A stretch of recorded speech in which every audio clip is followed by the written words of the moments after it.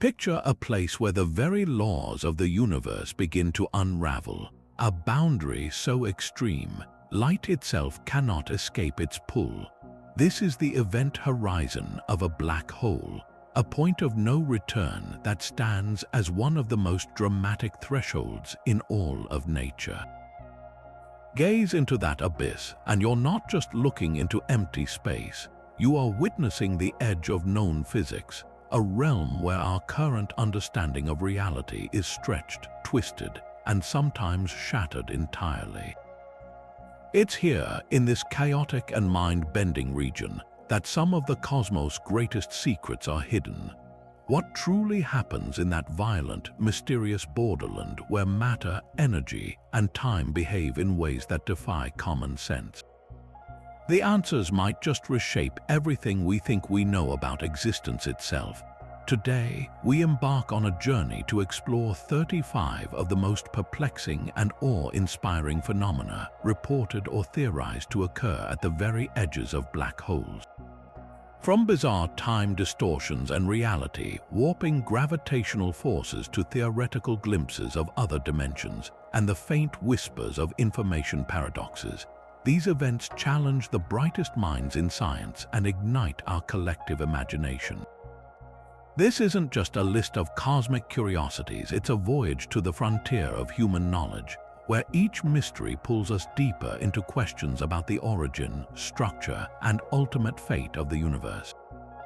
We'll uncover stories of intense radiation, strange quantum behaviors, and theoretical gateways that could lead to places beyond our wildest dreams, all while standing on the precipice of these cosmic giants. This exploration is more than a scientific survey, it's a story of human curiosity and our relentless drive to understand the unknown. Each phenomenon we'll uncover represents a piece of a vast, interconnected puzzle, one that invites you to look up at the night sky with fresh eyes and a renewed sense of wonder. Whether you're fascinated by the extremes of gravity, the puzzles of theoretical physics, or simply the profound beauty of the cosmos, there is something here to spark that sense of awe. So join me as we step closer to the edge, peer into the darkness, and discover what mysteries lie waiting in the shadow of these celestial titans. Our first mystery takes us straight to the heart of a fundamental clash between the two greatest pillars of modern physics. According to Einstein's theory of general relativity, the event horizon of a black hole should be an unnervingly smooth and simple boundary. An object crossing this threshold would, in theory, experience nothing dramatic at the moment it passes through. It would simply be drawn inexorably toward the central singularity, its information seemingly lost to our universe forever. This elegant picture, however, creates a monumental problem when viewed through the lens of quantum mechanics. One of the core principles of quantum theory is that information can never be truly destroyed. It can be scrambled, it can be transformed, but it must be preserved in some form. So, what happens to all the information about an object, its composition, its structure, its history, when it falls into a black hole? This is the essence of the information paradox, a puzzle that has split the physics community for decades. Enter the quantum fuzzball, a radical proposal born from string theory. This theory completely reimagines the black hole's interior. Instead of a vacuum leading to a point like singularity, the entire region inside the event horizon is proposed to be a gigantic, tangled ball of fundamental strings and brains, a fuzzball. This isn't a smooth emptiness, it's a vibrant, complex structure that extends all the way to where we thought the event horizon was. The fuzzball has no sharp boundary or traditional event horizon. Instead, the seemingly empty space around the black hole is replaced by this fuzzy, quantum gravitational surface. When matter falls in, it doesn't vanish into a void. It simply adds to this intricate, information-storing fuzzball structure. Its quantum information isn't destroyed but is instead imprinted onto this complex surface, potentially resolving the paradox by preserving the information quantum mechanics demands must exist. The implications of this idea are profound. If the fuzzball theory is correct, it suggests that black holes aren't the ruthless destroyers we once imagined, but could instead be the most efficient information storage devices in the cosmos. This isn't just a minor adjustment to our models, it's a complete overhaul of the black hole's anatomy, replacing the mysterious void with a tangible, albeit wildly exotic physical object. The debate surrounding this paradox and its potential solutions like the fuzzball is far from settled. It forces physicists to confront the limits of both general relativity and quantum mechanics, pushing toward a theory of quantum gravity that can unite them. This first mystery, therefore, isn't just about one weird idea. It's about the very nature of reality, information, and our quest for a complete picture of the universe's most extreme environments. But if black holes were perfect traps, locking everything away forever, the universe would be a much simpler place. Yet nature seems to adore a paradox, and our next mystery introduces a faint, ghostly whisper of energy that completely overturned our understanding of these cosmic giants. This brings us to the revolutionary work of Stephen Hawking and his prediction of a phenomenon now known as Hawking radiation. Hawking proposed that black holes are not, in fact, completely black. Instead, they should emit a faint thermal glow, a slow leak of energy that, over near infinite time, could cause the black hole itself to evaporate into nothingness. This idea bridges the colossal scale of gravity with the spooky, probabilistic world of the very small, and it all begins with a quantum quirk occurring right at the precipice of the event horizon. To grasp this, we need to venture into the strange reality of empty space. According to quantum field theory, what we perceive as a vacuum is not truly empty. It's a seething, bubbling sea of potential where pairs of virtual particles and antiparticles constantly flicker in and out of existence. These pairs are born from borrowed energy and, in accordance with the laws of physics, are required to almost immediately annihilate each other, paying back that energy debt and vanishing without a trace. This happens everywhere all the time, even in the space around you. But place this quantum frenzy at the edge of a black hole, and the rules of the game change dramatically. When a virtual particle pair pops into existence straddling the event horizon, a cosmic robbery can occur. One particle might fall inward, crossing the point of no return, while its partner is left stranded outside. Unable to annihilate, the stranded particle no longer has a debt to pay. It becomes real, gaining genuine energy and fleeing into space as radiation. From the perspective of a distant observer, this escaping energy looks exactly like a thermal glow emanating from the black hole. The consequence of this endless trickle of escaping particles is as profound as it is slow. The energy for the escaped particle has to come from somewhere, and it's siphoned directly from the black hole's gravitational field. This means that by emitting Hawking radiation, the black hole is steadily losing mass. For a stellar mass black hole, this process is incredibly feeble, producing a temperature far colder than the cosmic background radiation of the universe. It would take longer than the current age of the universe for such a black hole to lose even a fraction of its mass. But over truly cosmic timescales, as the universe expands and cools, this evaporation would accelerate. A black hole would gradually shrink, its temperature rising as its mass decreases, until in a final, theoretical flash, it could vanish entirely. This breathtaking conclusion, however, plunges us right back into the heart of the information paradox we encountered earlier. If a black hole evaporates completely, what happens to all the information about every star, planet, or atom that ever fell into it? Hawking's original calculation suggested that the radiation was purely thermal, a featureless, random heat glow that carries no specific information about what was consumed. If that were the final answer, then when the black hole vanishes, all that intricate quantum information would be truly and permanently lost, violating a fundamental tenet of quantum mechanics. This created the black hole information paradox, a direct challenge to our understanding of physics.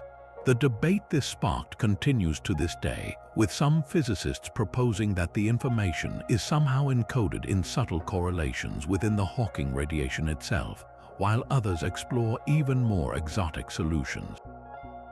The ghostly glow of Hawking radiation, therefore, is not just a curious emission. It's a beacon highlighting the unresolved tension between the smooth, deterministic universe of gravity and the encoded, probabilistic world of the quantum. And just as Hawking radiation introduces a slow, quantum leak of information from the abyss, another phenomenon illustrates the raw, destructive power that defines a black hole's immediate neighborhood. This brings us to our third mystery, a process as violent as it is inevitable, known by a name that captures its bizarre nature perfectly: spaghettification. Imagine for a moment that you are an astronaut on a fateful mission, falling feet first toward a stellar mass black hole. As you approach the event horizon, you would begin to feel a strange and unsettling sensation. Your feet, being closer to the black hole than your head, would feel a significantly stronger gravitational pull. This difference in force, known as a tidal force, would start to stretch you lengthwise. At the same time, the sides of your body, all being pulled inward toward the same central point, would experience a crushing compression. This combination of stretching and squeezing would, with ruthless efficiency, transform you from a human being into a long, thin stream of atoms, a single cosmic strand of spaghetti. The physics behind this gruesome stretch is rooted in the concept of differential gravity. Gravity weakens with distance, so even over the length of your own body, the pull at your feet is measurably stronger than the pull at your head when you're close to an immensely dense object. For most celestial bodies, like planets or even stars, this difference is negligible, but at the edge of a black hole, where gravity becomes so overwhelmingly powerful, the gradient is unimaginably steep. It's the difference between wading into a gentle ocean shore and being caught in a tidal wave that pulls your feet forward while your head is left behind. The black hole doesn't just pull you, it pulls the parts of you that are closer to it much, much harder than the parts that are farther away, and this difference is what does the tearing. For a supermassive black hole, like the one at the center of our galaxy, the event horizon is so far from the central singularity that the tidal forces there might be gentle enough for an object to cross without immediately being shredded. But for a smaller, stellar mass black hole, the horizon is much closer in, and the gravitational gradient is so extreme that spaghettification would occur well before you even reach the point of no return. While the fate of a hypothetical astronaut is a chilling thought experiment, the real scientific value of spaghettification reveals itself on a cosmic scale. Astronomers have, in fact, witnessed what they believe to be this very process acting on entire stars. When an unlucky star wanders too close to a supermassive black hole, it can be torn apart in a spectacular event called a tidal disruption event. The star is first stretched by the same differential forces, pulled into a long, thin filament of superheated gas. This stream of material then wraps around the black hole, colliding with itself in a furious accretion disk that glows with immense brilliance across the electromagnetic spectrum, often outshining its entire host galaxy for a brief period. By observing the light curve and the X-ray emissions from these cataclysms, scientists can decipher the black hole's mass and spin. The way the star is torn apart and consumed provides a direct, observable laboratory for testing the fundamental properties of gravity in its most extreme regime. Observing spaghettification in real time is more than just confirming a grisly prediction. It's a way to see general relativity in action, proving the existence of a black hole not by seeing the darkness itself, but by witnessing the violent, luminous death dance of the matter it consumes. Now let's journey from the violent shredding of stars to a much more subtle, almost ghostly signal, a faint, repeating whisper buried within the cataclysmic ringing of space-time itself. This brings us to our fourth mysterious event, centered on a gravitational wave detection known as GW 190521. When two enormous black holes, each weighing in at over 60 solar masses, spiraled together and merged, they sent a tremendous ripple through the fabric of the cosmos, a signal picked up by the LIGO and Virgo observatories. The initial crash was monumental, but it was what came after the main event that truly sparked curiosity. Some researchers reported detecting a series of faint, repeating after vibrations gravitational wave echoes that appeared to follow the main collision. If these echoes are real, they could be the most important clue in decades, pointing toward a structure at the black hole's edge that is far stranger than the perfectly dark event horizon we have long assumed.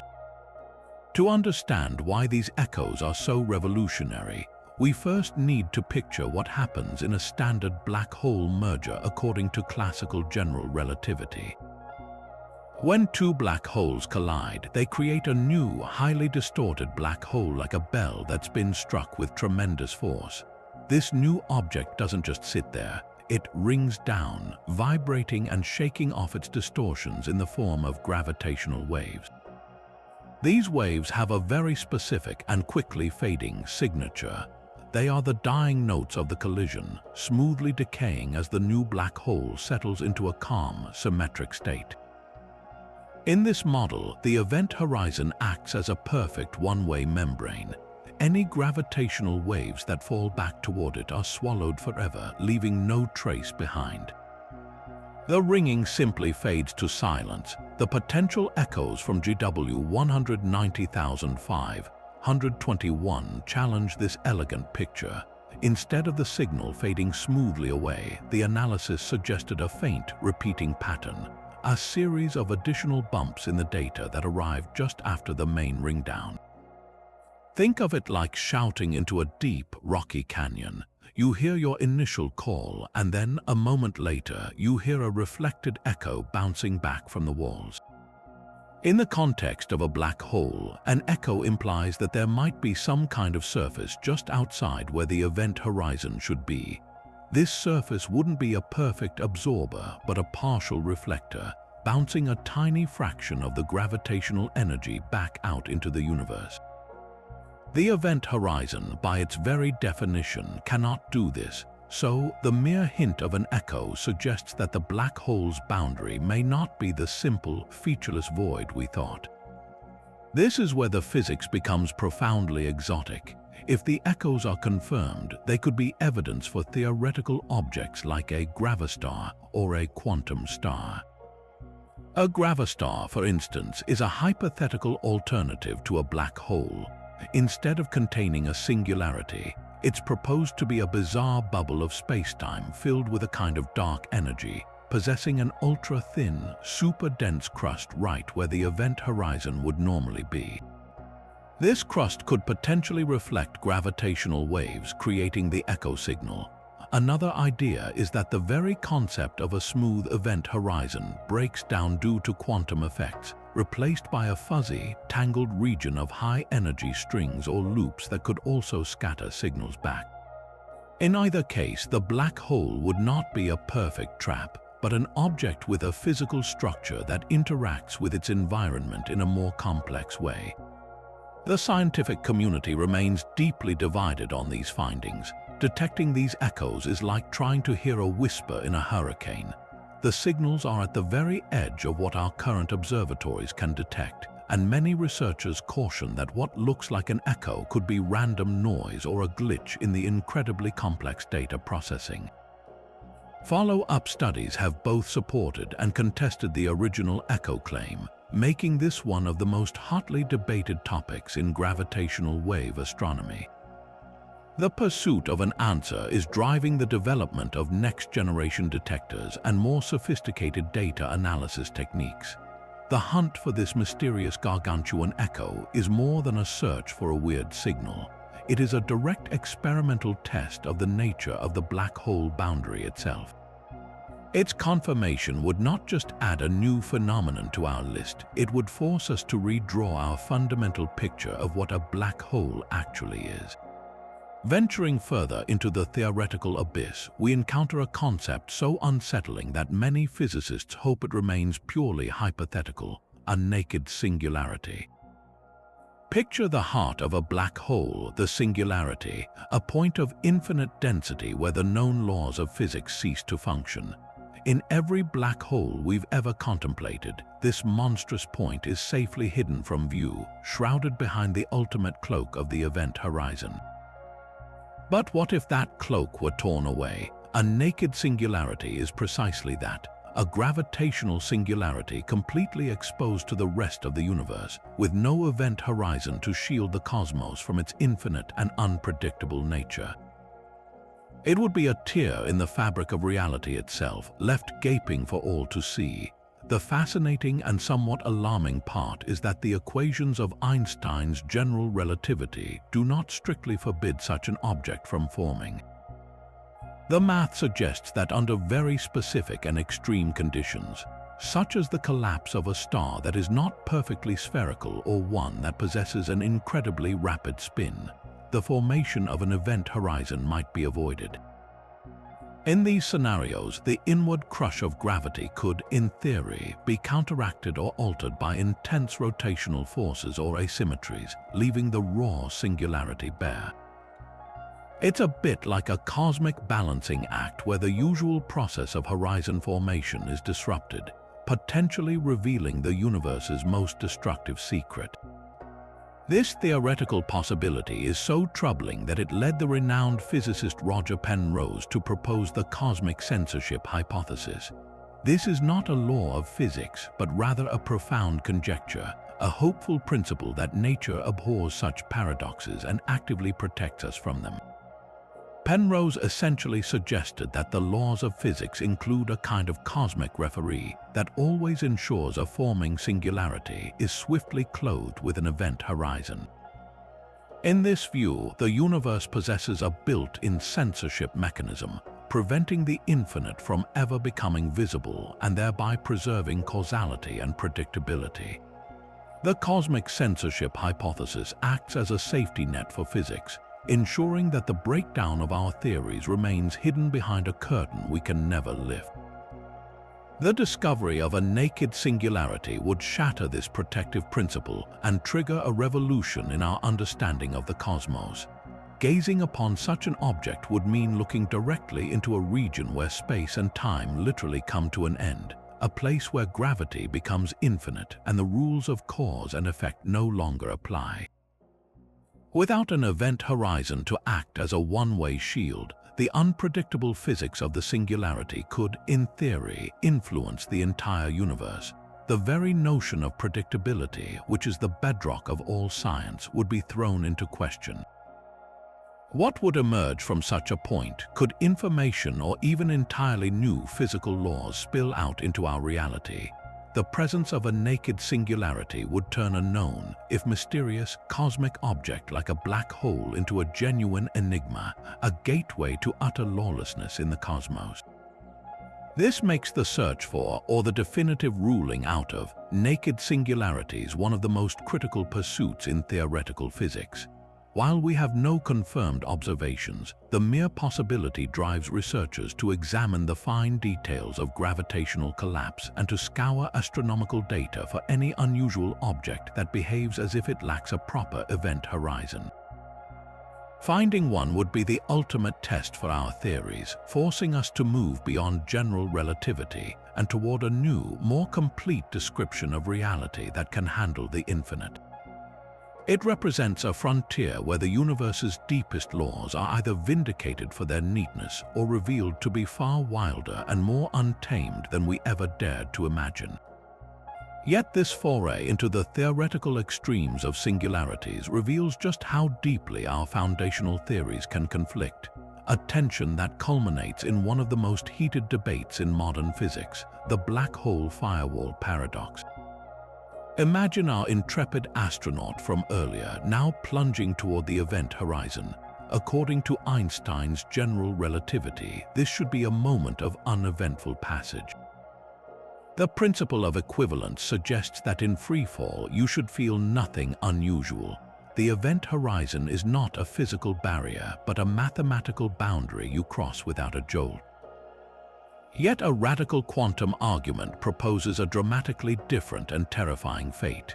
Instead of a smooth transition into the unknown, you would collide almost instantly with a searing wall of unimaginably high energy radiation, a firewall that would instantly vaporize you into your constituent particles. This isn't a destructive force like a laser beam, but a fundamental property of space itself at the horizon, transformed into a violent boundary by the conflicting demands of quantum theory. The entire firewall controversy erupts from a desperate attempt to protect a sacred principle of quantum mechanics, the no-cloning theorem. This theorem states that it's impossible to create a perfect, independent copy of a quantum state. Now, let's re-examine the process of Hawking radiation. Recall that one particle of a virtual pair falls in while its partner escapes. From the perspective of an outside observer watching this process over an immense time, all the information about what fell into the black hole must eventually be encoded in the outgoing Hawking radiation. Otherwise, information is lost, violating quantum law. This seems to imply that the particles escaping late in the black hole's life must be entangled with the particles that escaped much earlier, forming a long-range quantum connection that carries the information. However, for the infalling observer, the particle that fell inward must also be entangled with that same early Hawking particle. This creates an impossible situation. Quantum mechanics forbids a particle from being fully entangled with two different systems at once, a violation often called monogamy of entanglement. To resolve this, the theory suggests that the entanglement between the infalling particle and its early Hawking partner must be violently severed. The energy released by breaking this innumerable web of quantum connections is what manifests as the firewall, a blazing curtain of particles just at the event horizon. This proposal immediately cleaved the physics community into fiercely divided camps. For its proponents, the firewall is a brutal but logical necessity, a direct consequence of taking quantum mechanics seriously. It acts as a tangible, physical boundary that prevents the quantum cloning paradox, effectively protecting the laws of physics as we know them by making the event horizon a genuinely special place. For them, the smooth spacetime of general relativity simply breaks down at the horizon under the extreme scrutiny of quantum information theory. The firewall is the price we pay for preserving the consistency of the universe. On the other side of the debate, many physicists find the firewall concept deeply unsettling, viewing it not as a solution but as a glaring signal that our understanding is profoundly incomplete. They argue that the mere existence of a firewall violates the core principle of equivalence that has been a cornerstone of gravity physics for a century. If you can detect a firewall simply by falling into it, then the event horizon is no longer just a coordinate artifact. It becomes a preferred, violent location in spacetime, undoing a key insight of Einstein's theory. This camp sees the firewall paradox as a clear indicator that we are missing a crucial piece of the puzzle, likely a formulation of quantum gravity that would naturally resolve the entanglement conflict without resorting to such a drastic and paradoxical measure. The debate is not merely academic, it forces a choice between two cherished pillars of physics. Do we abandon the equivalence principle to save quantum unitarity, or do we trust that a deeper theory will reconcile the two without the need for a cosmic incinerator? This fiery dispute continues to rage, pushing theorists to explore even more exotic landscapes in their quest for a universe that makes sense all the way down. But if singularities and firewalls represent the chaotic heart of a black hole, its rotation gives rise to a far more structured, yet equally strange, region of distorted spacetime. This brings us to the seventh mysterious event, centered on the incredible dynamics of a spinning black hole's ergosphere. Not all black holes are static, dormant pits. Most are thought to be born spinning, carrying the rotational momentum of the stars that collapse to form them. These spinning black holes, described by the Kerr solution to Einstein's equations, are not surrounded by a simple, spherical event horizon. Instead, they are enshrouded by a flattened, pumpkin-shaped region called the Ergosphere, a zone where the fabric of reality is forced into a cosmic whirlpool. Within this region, something truly mind-bending occurs. Space-time itself is not just curved, but is dragged around the black hole in a relentless, unavoidable vortex. The rotation is so powerful that nothing, not even light, can remain stationary. Every object and every point in space is compelled to move in the direction of the black hole's spin. It's a place where the very stage upon which the universe plays out is set into motion. And this bizarre property opens the door to one of the most fantastical concepts in theoretical physics, the ability to steal energy from a black hole. This cosmic energy theft is known as the Penrose process, proposed by Roger Penrose in 1969. The mechanism is as ingenious as it is strange. Imagine an advanced civilization needing a virtually limitless power source. They could, in theory, send a spacecraft into the ergosphere of a rapidly spinning Kerr black hole. Once inside this whirling region of frame-dragged spacetime, the craft would find it impossible to stay still. It would be swept along like a leaf in a raging river. Now, suppose the craft were to fire a projectile or jettison a piece of its own mass against the direction of the spin. Because the space-time within the ergosphere is moving faster than the projectile can travel backward, the act of firing it actually results in the projectile falling inward, acquiring what is known as negative energy from the perspective of a distant observer. This is the key. The conservation of energy demands that if one object gains negative energy, another must gain a corresponding amount of positive energy. In this case, as the negative energy fragment plunges past the event horizon and is lost forever, the spacecraft itself, now lighter and propelled by the recoil, is flung out of the ergosphere at tremendous speed. The energy for this boost has been extracted directly from the rotational energy of the black hole itself. The black hole slows down ever so slightly, paying for this cosmic transaction with a tiny fraction of its own spin. While the idea of a civilization mining a black hole for power remains firmly in the realm of advanced speculation, the physics underpinning it is profoundly real and has even been tested in our own cosmic backyard. Frame dragging, the effect that creates the ergosphere's vortex, is not exclusive to black holes. Any massive rotating body will drag spacetime around with it, though the effect is normally incredibly faint. To confirm its existence, scientists turned to our own planet. In 2004, after more than a decade of data collection, NASA's Gravity Probe B mission provided the first direct, precise measurements of this phenomenon around Earth. The satellite carried incredibly precise gyroscopes, and as it orbited, it measured a tiny but definitive drift in their orientation, a precession caused specifically by Earth's rotation tugging on the local fabric of spacetime. A more dramatic confirmation came from studying the orbits of satellites like LEGIO's, whose paths were minutely altered by our planet's gentle frame dragging. These experiments provided beautiful, tangible proof that Einstein's predictions were correct. We live in a universe where space and time are not passive backgrounds, but dynamic entities that can be twisted and stirred by moving mass.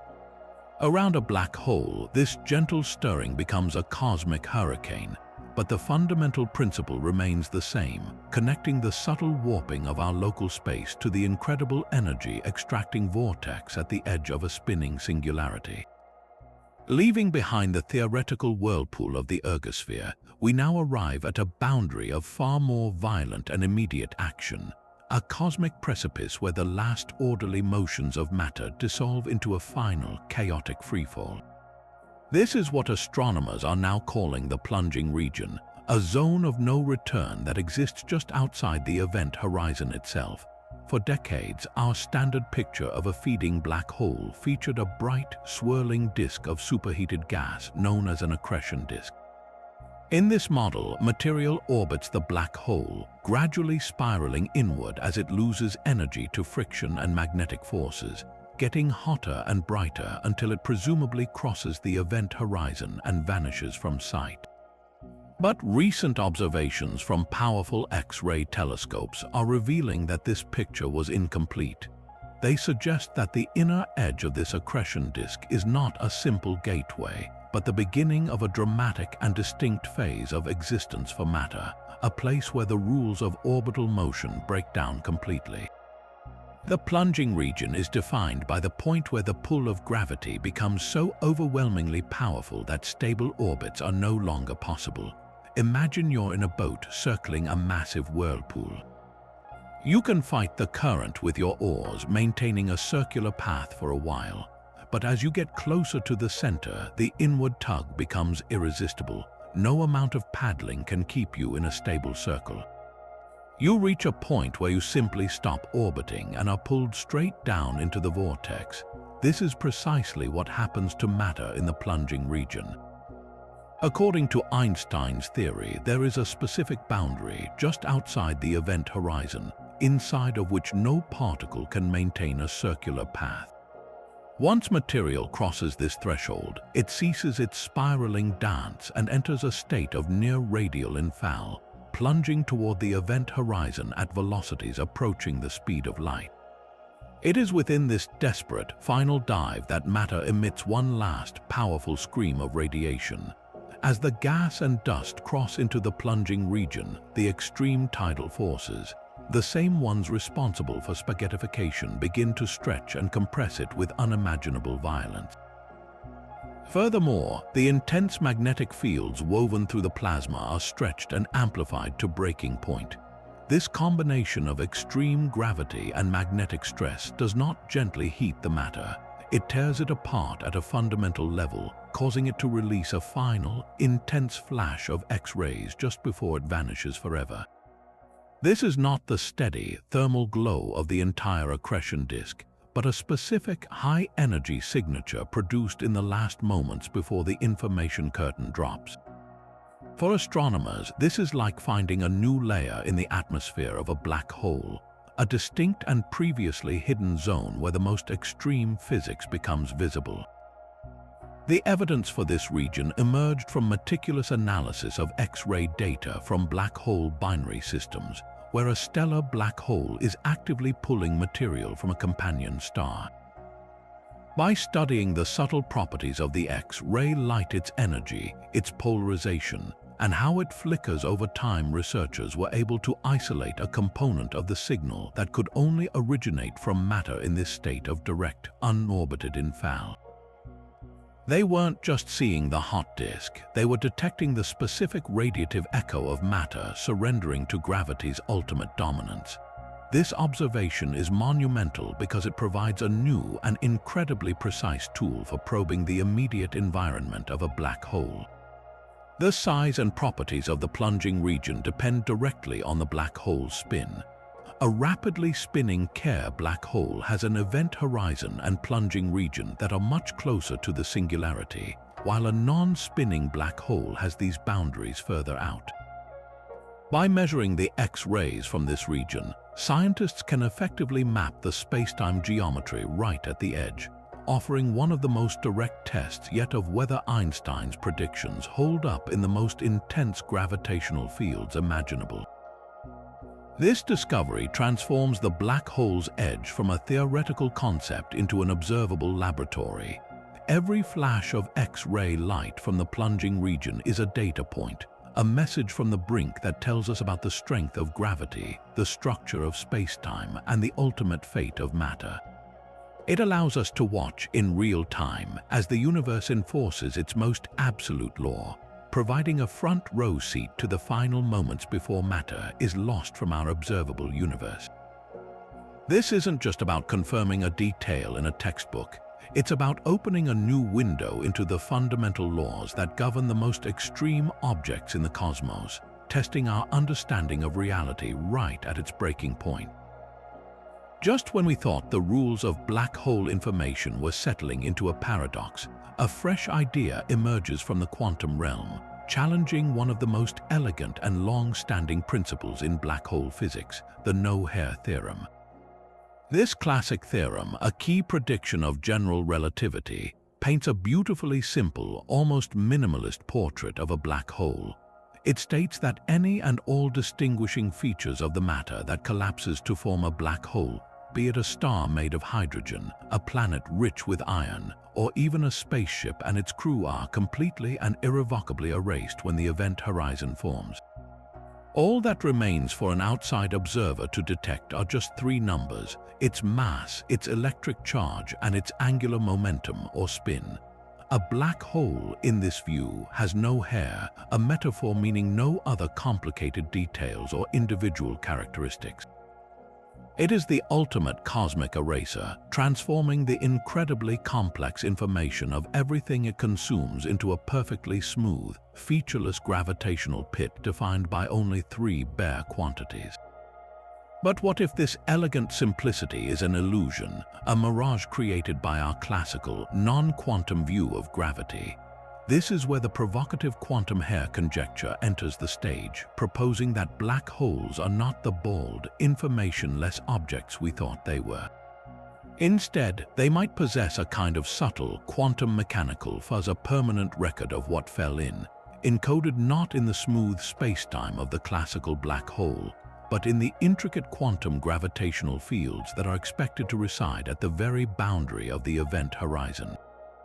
The term quantum hair doesn't refer to physical strands, of course, but to incredibly faint, persistent distortions in the fabric of space-time right at the horizon. These distortions would be imprinted by the specific configuration of the infalling matter, like a gravitational fingerprint. According to this idea, when a star collapses or an asteroid is pulled in, its unique composition and structure leave a permanent, if exquisitely subtle, mark on the quantum structure of the black hole's surface. This mark would then go on to influence the Hawking radiation that slowly evaporates the black hole, potentially encoding the lost information into the outgoing particles and resolving the information paradox at its root. The mechanism proposed for this is deeply tied to the quantum nature of all fields. Think of the gravitational field not as a smooth, continuous fabric, but as something composed of countless tiny, discrete quanta. When matter falls into a black hole, it interacts with these quantum gravitational degrees of freedom at the horizon. This interaction doesn't just vanish, it sets up a persistent, stable pattern, a kind of quantum memory. This is analogous to how a magnet can realign the tiny magnetic domains in a piece of iron, leaving it permanently magnetized even after the original magnet is taken away. In the case of a black hole, the infalling matter magnetizes the quantum gravitational field at the horizon, endowing it with a specific, information-rich structure that persists for the life of the black hole. This hair is not visible to classical telescopes. It reveals itself only through its subtle influence on quantum processes like Hawking radiation, acting as a filter that imprints the historical information of the black hole's contents onto the radiation it emits. The implications of this conjecture are staggering. If proven correct, it would elegantly bridge the gap between the no-hair theorem of classical gravity and the information-preserving demands of quantum mechanics.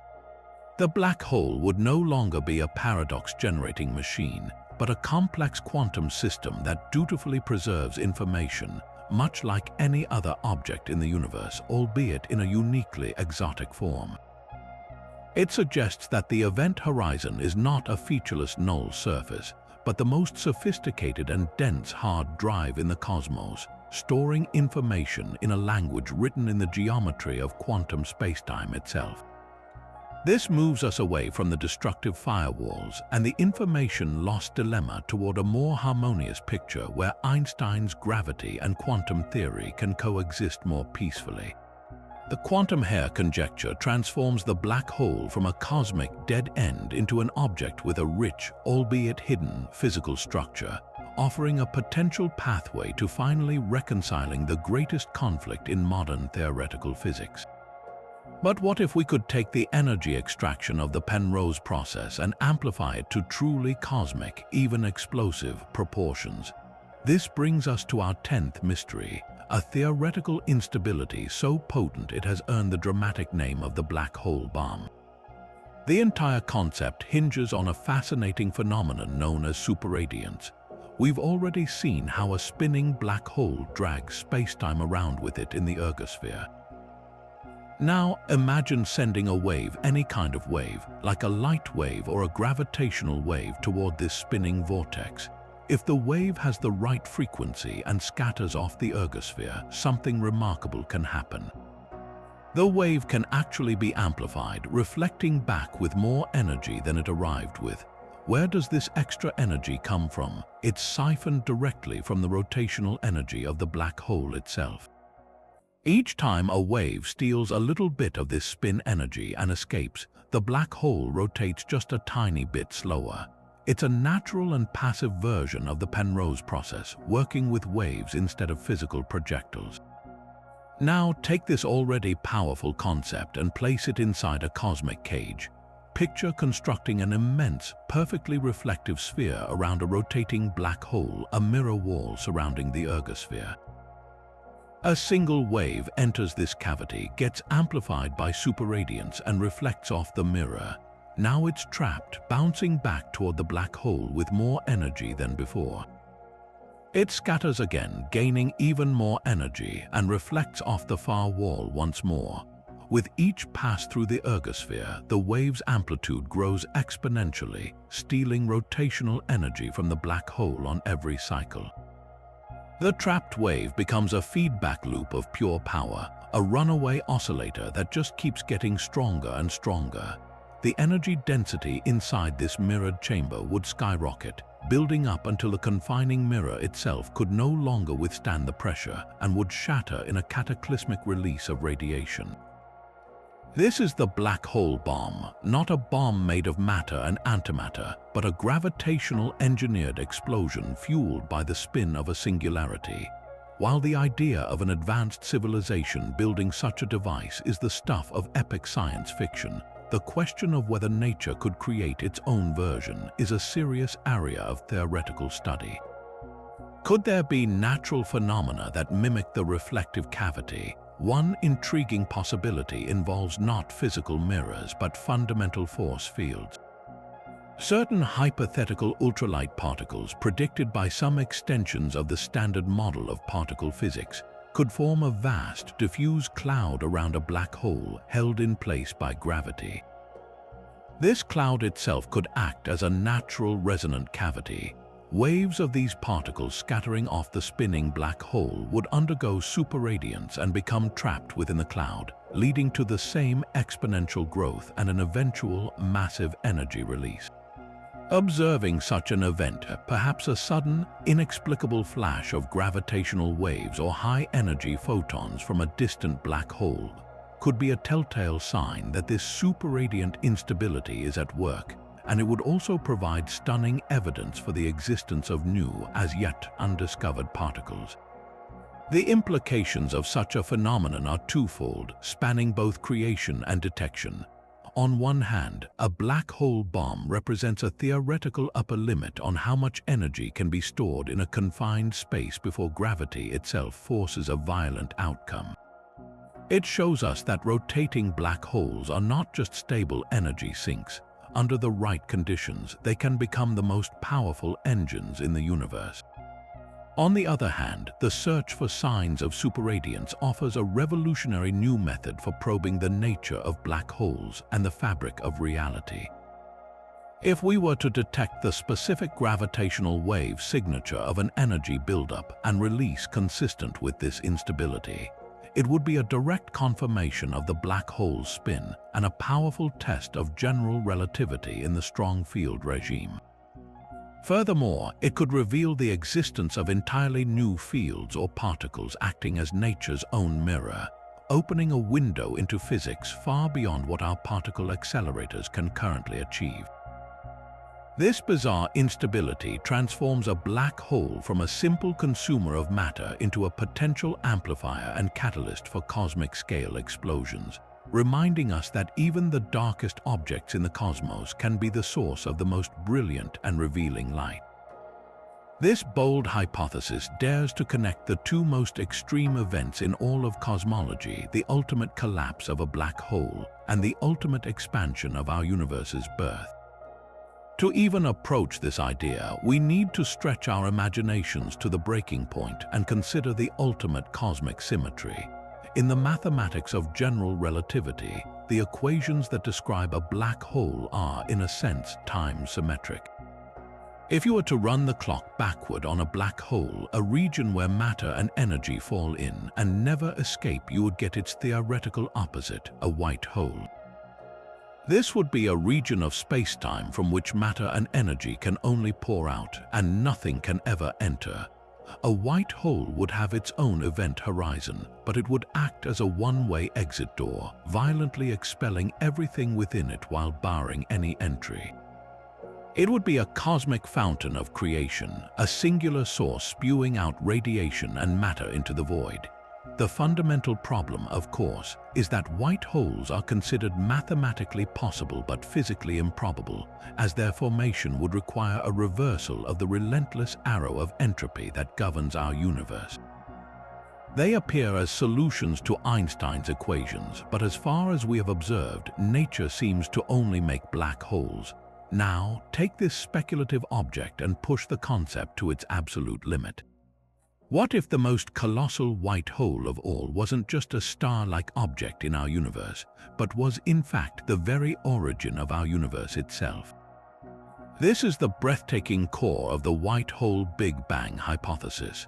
It proposes that the Big Bang was not a singular event emerging from a state of infinite density and temperature within our own timeline, but rather the visible manifestation of a white hole eruption. In this staggering scenario, the entire contents of our observable universe, every galaxy, star, and planet, were once the interior of a black hole in a separate parent universe. When that black hole in the outside cosmos reached the end of its life, perhaps through Hawking radiation or some other quantum gravitational process, its final transition was not to silence but to a spectacular rebound. The central singularity did not just vanish, it transformed, turning inside out to become the white hole that we now observe as the beginning of our own cosmic history. Our Big Bang, in this view, was the moment this white hole tunnel opened up, flooding a new space-time manifold with the material that would become everything we know. This naturally leads to an even grander vision of reality, the idea of a cyclical or bouncing cosmos. If our universe was born from the death of a black hole in another realm, then it's a compelling step to consider that every black hole that forms in our own universe could itself be the seed for a new cosmos in its own right. This is the essence of the Big Bounce model, but with a fascinating twist. Instead of our entire universe undergoing a cyclical contraction and expansion, the cycle happens on a smaller but more prolific scale. Every single black hole singularity could be a gateway, a portal to a new universe bubbling into existence within its own space-time dimensions, completely separate and unobservable from our own. Our universe would not be a single, lonely entity, but one branch on an infinite, ever-growing tree of universes, a cosmic fractal known as the multiverse. In this breathtaking picture, black holes are not tombs but wombs. For all its philosophical elegance, the white hole hypothesis faces a monumental challenge, a complete lack of direct observational evidence. We cannot see beyond our own cosmic horizon from the Big Bang, and no known physical mechanism allows information or signals to travel from this proposed parent universe into our own. The event horizon of the white hole that was our Big Bang would forever separate us from our cosmic ancestry. Furthermore, the precise conditions of the early universe, as measured by the cosmic microwave background radiation, are beautifully described by the standard inflationary Big Bang model without any need for such exotic progenitors.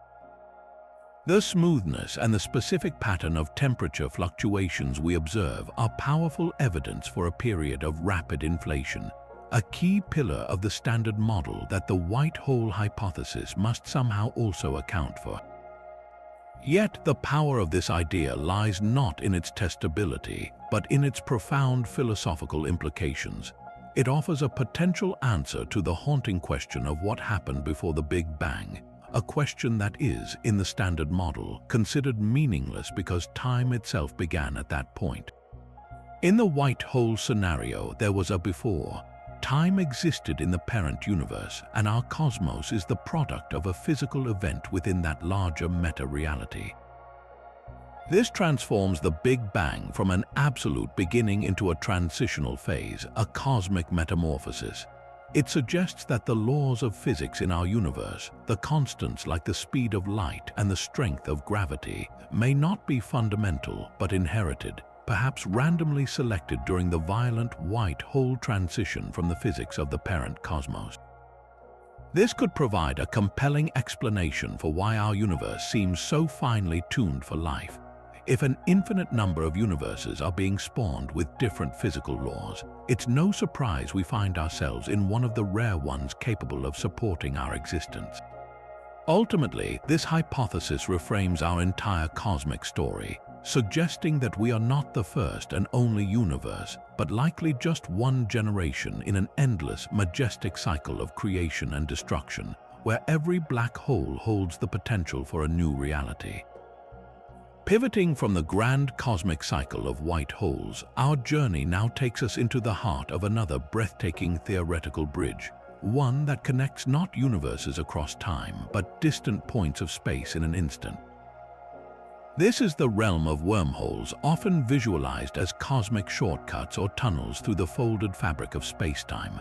The concept originates directly from Einstein's theory of general relativity, where intense gravitational fields can warp the geometry of the universe. In this framework, a wormhole is formally known as an Einstein-Rosen bridge, a mathematical solution that suggests the terrifying singularity at the center of a black hole might not be a final destination, but rather a portal or a throat connecting to another point in the cosmos, or perhaps even to a completely different universe altogether. The imagery is powerful. Instead of matter being crushed into oblivion, it could, in theory, traverse this bridge and emerge somewhere else entirely, light years away or in a parallel reality. The potential of such a structure for travel is, of course, the stuff of science fiction dreams. A wormhole could act as a cosmic subway system, allowing a spacecraft to bypass the vast, empty distances between stars and galaxies that would otherwise take thousands or millions of years to cross at sublight speeds. You could enter a black hole near our solar system and moments later exit from a companion white hole near the center of the Andromeda galaxy, having traversed a bridge that is only a few kilometers long, even though the external universe sees the 2 points as being 2.5 million light-years apart. This isn't about moving faster than light. It's about bending the very roadmap of the universe so that two distant locations are, for a brief moment, adjacent to one another. The implications for exploration, for the survival of civilizations, or even for the very structure of reality are literally infinite, suggesting a cosmos that is far more interconnected and navigable than its vast, empty appearance would suggest. However, the path through this cosmic tunnel is fraught with challenges that are as immense as the promise is grand. The first and most formidable obstacle is the sheer instability of the basic Einstein-Rosen bridge. The mathematical solution that describes it is dynamic and fleeting. The moment even a single particle of matter attempts to pass through the wormhole's throat, the tunnel is predicted to collapse instantly, pinching off into two separate singularities and crushing anything inside before it could complete the journey. It's like a tunnel of sand that forms for a split second. The moment you try to step into it, the entire structure collapses. This means that a naturally occurring wormhole, if one could even form, would be utterly useless for any form of travel, snapping shut faster than the speed of light and ensuring that nothing ever makes it to the other side. This is where one of the most exotic concepts in all of physics enters the conversation: exotic matter. To prop open the throat of a wormhole and make it traversable, theoretical models suggest you would need a substance that possesses something called negative energy density, or more colloquially, negative mass. Unlike any normal matter we have ever encountered, this exotic matter would have a gravitational effect that is repulsive, it would push space-time apart rather than pulling it together. By threading the walls of the wormhole with a ring or a shell of this bizarre material, its anti-gravitational effect could theoretically counter the natural tendency of the tunnel to collapse, holding the gateway open long enough for something to pass through. The quest to find or create such exotic matter is one of the great frontiers of modern physics. Incredibly tiny, fleeting amounts of negative energy do appear in certain quantum effects, like the Casimir effect, where two uncharged metal plates placed very close together in a vacuum experience a slight attractive force due to the negative energy density of the quantum fluctuations between them. But the amounts involved are minuscule, far too small to stabilize a wormhole large enough for a person, let alone a spaceship. Harnessing the astronomical quantities required remains firmly in the realm of theory. Beyond the instability, there is the equally daunting problem of causality and the potential for time travel paradoxes. Because general relativity intricately links space and time, a traversable wormhole could easily be manipulated into a time machine. If one end of the wormhole were moved at a significant fraction of the speed of light or placed in a strong gravitational field, time would pass more slowly for that end relative to the stationary end, just as Einstein's theory of time dilation predicts. This would create a time difference between the two mouths of the wormhole. If you then traveled through it, you could emerge in the past relative to your starting point. This opens up all the classic paradoxes, like the grandfather paradox, where you could potentially prevent your own existence. Most physicists believe that nature possesses some fundamental mechanism, often called the chronology protection conjecture, that prevents such paradoxes from occurring, likely by making the wormhole unstable the moment such a time loop is created. The universe, it seems, might have a built-in rule against time travel, using the laws of physics to protect the integrity of cause and effect. So, while the wormhole connection remains one of the most alluring and iconic ideas associated with black holes, it stands on a razor's edge between mathematical possibility and physical reality. It showcases the incredible predictive power of Einstein's equations, which allow for such fantastical structures, while simultaneously highlighting their profound fragility and the exotic requirements needed to bring them to life. The search continues not for giant stargates, but for a deeper understanding of quantum gravity, which might reveal whether exotic matter can truly exist in stable forms, or if wormholes are destined to remain forever as beautiful, untouchable ghosts in the equations of physicists.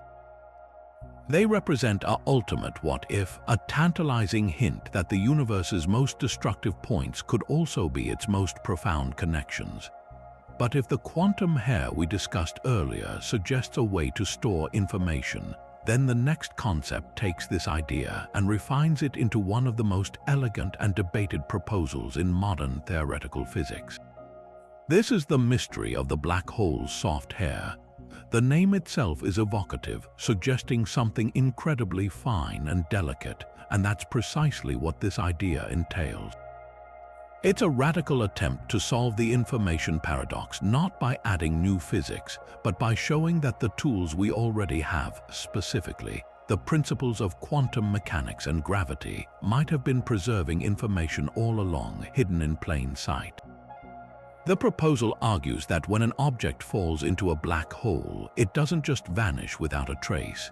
It leaves a subtle, permanent imprint on the event horizon itself, a kind of cosmic fingerprint etched not in matter but in the very geometry of space-time. This imprint is created by what physicists call zero-energy particles. Imagine the gentlest possible breeze, a whisper of air so faint that it carries no energy you could ever measure or use to do work. In the quantum world, such whispers exist as particles like gravitons or photons that possess exactly zero energy. These aren't the powerful, energetic particles that make up light or gravitational waves. They are the most subdued vibrations possible in their respective fields. According to the soft hair proposal, when an object crosses the event horizon, It disturbs the quantum vacuum around it, exciting an infinite number of these zero-energy gravitons or photons. Think of it like dropping a pebble into a perfectly still pond. The big splash is the energetic signal, but what remains long after are the faintest, tiniest ripples that reach the very edge of the pond, carrying a perfect, if subtle, record of the pebble's impact. In the black hole's case, these infinitely subtle ripples are the soft hair. They are excited at the horizon and remain there, encoding the details of what passed through. The true brilliance of this idea is how it sidesteps the classic no-hair theorem. That theorem states that a black hole can only be described by its mass, charge, and spin, because all other information about what fell in is lost. The soft hair concept cleverly argues that this theorem applies to classical, measurable quantities. These zero-energy excitations, however, are purely quantum and carry no measurable energy or momentum. They don't change the black hole's mass or spin in any way a classical instrument could detect, so the black hole remains, to all outward appearances, perfectly bald. Yet at the quantum level, its horizon is now fringed with an intricate pattern of these soft particles, a pattern that is unique to the specific history of what entered the black hole. This hair is not a physical substance. It's a quantum memory, a specific arrangement of the vacuum at the horizon that stores information about the angle, energy, and composition of every object that has ever crossed the point of no return. The question then becomes, how could this stored information ever escape? This is where Hawking radiation re-enters the story. The proposal suggests that as the black hole emits Hawking radiation, this process is subtly influenced by the soft hair fringing the horizon. The pattern of soft gravitons acts like a filter or a template, imprinting its encoded information onto the outgoing particles of Hawking radiation. In this way, the information about what fell in is slowly and meticulously leaked back out into the universe, not as a random thermal glow, but as a structured signal. The black hole, through its soft hair, effectively communicates its history as it evaporates, preserving the unitarity of quantum mechanics and resolving the paradox without the need for firewalls or other violent mechanisms. It suggests that black holes are not lawless voids, but sophisticated quantum systems that obey the same fundamental rules as everything else. The challenge, as with so many of these ideas, lies in moving from elegant mathematics to observable proof. How do you detect something that, by definition, carries no energy and leaves no classical trace? Researchers are exploring whether the presence of soft hair could have subtle, cumulative effects that might be observed indirectly. One possibility involves looking at the gravitational wave signals from black hole mergers.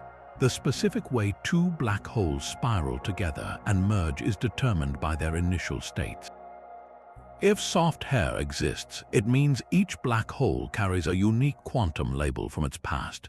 This could potentially influence the final ring-down phase of the merger, leaving a tiny, statistically significant deviation in the gravitational wave signal from what pure general relativity predicts.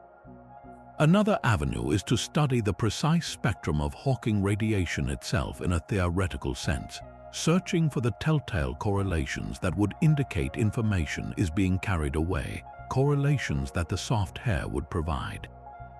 While detecting this directly is far beyond our current capabilities, the very fact that such a concrete, testable signature is being sought shows how this once purely theoretical idea is driving real scientific inquiry, pushing us to look closer and think deeper about the quantum script written at the edge of darkness. Stepping away from the quantum fuzz and theoretical tunnels, we arrive at a phenomenon that is both visually spectacular and observationally profound. A cosmic magic trick of light and gravity that creates what can only be described as gravitational rainbows. We are all familiar with how a glass lens can bend light to magnify an image or focus the sun's rays. Now imagine that power amplified by a factor of billions, where the lens is not made of glass, but of pure space-time curvature generated by a black hole's immense mass.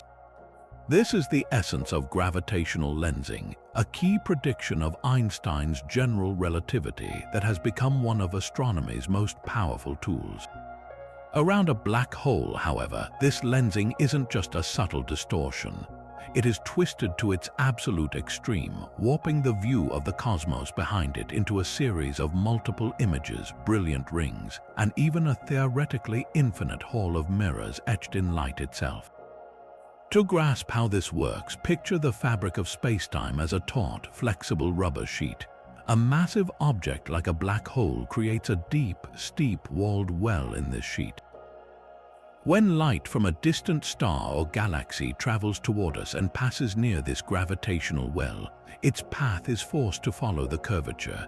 The light bends around the black hole, much like a marble would roll around the rim of a deep bowl. From our perspective, this means the light from the background object appears to be coming from a slightly different location in the sky. The object's position is shifted. In less extreme cases, like with a large galaxy cluster acting as the lens, this can create stunning arcs and multiple images of a single, distant galaxy. But at the edge of a black hole, where gravity is at its most potent, the bending becomes so severe that it wraps light completely around the object, creating a kaleidoscope of optical illusions that defy ordinary perception. The most striking of these illusions is the formation of an Einstein ring. When a distant light source, a black hole, and our telescope are all in perfect alignment, the black hole's gravity can smear the background light into a complete circle, a perfect or nearly perfect ring of fire hanging in the void. It's as if the black hole is wearing a brilliant halo stolen from the cosmos behind it. But the true magic, the infinite photon ring, lies even closer to the abyss. This is a feature that exists just on the precipice of the black hole's shadow, the dark region that marks the point where light can no longer escape. Photons on the most precise paths can skim the event horizon, not falling in, but being slung around the black hole in a tight orbit. Some of these photons, after looping once, escape and reach our telescopes. Others loop twice before breaking free, and still others 3 times, 4 times, and so on, theoretically ad infinitum. Each additional orbit corresponds to a sharper, but fainter, image of the entire surrounding universe, stacked infinitely within a razor-thin ring of light. This photon ring is a cosmic fractal, a nested set of all possible images of the sky wrapped tightly around the darkness. The scientific value of these gravitational rainbows is immense, transforming the black hole from a dark silhouette into a detailed laboratory. The precise size, shape, and symmetry of the black hole's shadow and its surrounding photon ring are not arbitrary. They are direct traces of the black hole's most fundamental properties. A non-spinning, perfectly symmetrical black hole would cast a circular shadow. But if the black hole is spinning rapidly, the immense frame-dragging effect of its ergosphere squashes the shadow, making it appear flattened on one side, like a drop of ink that's been slightly pressed. The detailed structure of the photon ring, with its stack of subrings, further encodes information about the black hole's mass and the nature of the space-time around it. By meticulously measuring these features, astronomers can effectively weigh the black hole and calculate its spin, 2 numbers that are crucial for understanding how these objects form and evolve. This is precisely the monumental task undertaken by the Event Horizon Telescope, or EIT. This is not a single telescope, but a global network of radio observatories spanning from the South Pole to Hawaii to Europe, all synchronized by atomic clocks to work together as one Earth-sized instrument. This incredible collaboration provides the angular resolution needed to see the fine details of a black hole's immediate environment, an achievement equivalent to reading the date on a coin in New York from a sidewalk in Paris. In 2019, the EHT gave us the first ever direct image of a black hole's shadow, the supermassive giant at the heart of the galaxy Messier 87. That now iconic picture of a fiery donut was a triumph, but it was only the beginning. future observations, with even more telescopes added to the array and longer observation times, aim to resolve the finer details, particularly the delicate structure of the photon ring. Catching a glimpse of that infinitely stacked hall of mirrors would be a direct validation of general relativity in the most extreme gravitational field we can observe. It would allow us to test whether the spacetime around a black hole truly conforms to the predictions of Einstein's theory, or if it shows subtle deviations that point toward new physics. Every subtle asymmetry in the shadow and every distinct sub-ring in the photon rainbow acts as a data point, a message written in curved light that tells the story of the Titan warping it, bringing the most mysterious objects in the universe into ever sharper focus. Yet for all the light-bending artistry of gravitational lensing, some black holes wield a far more aggressive and direct form of influence, transforming from passive consumers into cosmic engines of immense power. This brings us to our 15th mystery, the colossal, high-speed hurricanes of energy known as relativistic jets. Picture a supermassive black hole actively feeding on a swirling disk of gas and dust. Instead of devouring everything in sight, it does something astonishing. From its north and south poles, it launches two opposing, needle-thin beams of plasma, a searingly hot soup of particles and radiation, accelerating them to velocities so close to the speed of light that the effects of Einstein's special relativity become starkly apparent. These jets can stretch for thousands, even millions of light years, punching far beyond their host galaxies and into the vast emptiness of intergalactic space. They are not gentle outflows, they are the most powerful and focused particle accelerators in the universe, and their existence reveals that black holes are not just gravitational pits, but potentially the central engines driving the evolution of the cosmos itself. So how does a region of spacetime famous for trapping everything, even light, manage to fire off such tremendous, focused fountains of matter and energy? The secret lies not in the black hole's appetite, but in its spin and the incredible magnetic fields generated by its chaotic dinner plate, the accretion disk. The leading model for this incredible process is known as the Blandford-Zeenagic mechanism. Think of a spinning black hole as a massive, rotating magnet. As the black hole whirls, it drags the very fabric of spacetime around with it, twisting the magnetic field lines that are anchored in the surrounding accretion disk. This creates a colossal, rotating magnetic slingshot right above the black hole's poles. The intense gravitational energy and the rotational energy of the black hole itself are transferred into these magnetic field lines, which act like ultra-efficient transmission belts. They capture hot plasma from the inner edge of the disk and fling it outward along the path of least resistance, the rotation axis, channeling it into two incredibly collimated beams. It's a cosmic version of tightening the nozzle on a garden hose to create a powerful, high-pressure stream. But here the nozzle is made of twisted spacetime and magnetic force, and the water is a hurricane of subatomic particles traveling at relativistic speeds. The sheer power contained within these jets is almost beyond comprehension. As the plasma is accelerated to such extreme velocities, it begins to glow with a brilliant synchrotron radiation, caused by electrons spiraling at near light speed along the magnetic field lines within the jet. From our distant perspective, this can create a fascinating illusion. Due to an effect called relativistic beaming, the jet pointed almost directly toward us appears significantly brighter and more energetic than the one pointing away. If a jet is aimed right at our line of sight, the radiation can be boosted to such an intensity that the object outshines its entire host galaxy, earning the classification of a blazar. These are among the most violently variable and luminous objects we can detect in the universe, their light flickering and flaring as magnetic instabilities and shock waves travel down the jet.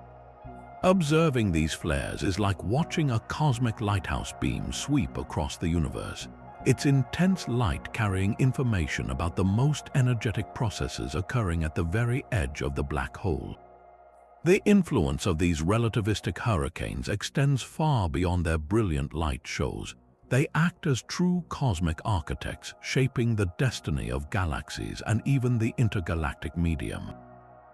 When a jet plows into the tenuous gas that exists between galaxies, it doesn't just pass through quietly.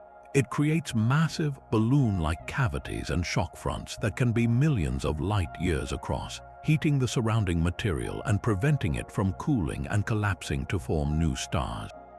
In this way, the black hole at a galaxy's center can effectively regulate its own growth and the growth of the entire galaxy. It's a powerful feedback cycle. If too much gas falls in, fueling an outburst of jet activity, the jets themselves heat and disperse the surrounding gas reservoir, effectively shutting off their own fuel supply and quenching star formation. This process is now considered crucial for explaining why massive elliptical galaxies are not forming many new stars today. Their central black holes have, through these colossal jets, essentially sterilized their galactic environment. The black hole's hurricane becomes a cosmic regulator, its furious outflow ensuring that the galaxy around it does not grow too large, too fast, linking the fate of a single, terrifying point in space to the evolutionary story of billions of stars. While the cosmic censorship hypothesis offers a comforting vision of an orderly universe that neatly hides its infinities, the reality of cosmic dynamics might be far more unruly. To truly test this principle, we can't just look at the serene collapse of a single, perfectly round star. We must descend into the chaos of a cosmic mosh pit, where the rules of engagement are pushed to their absolute limit.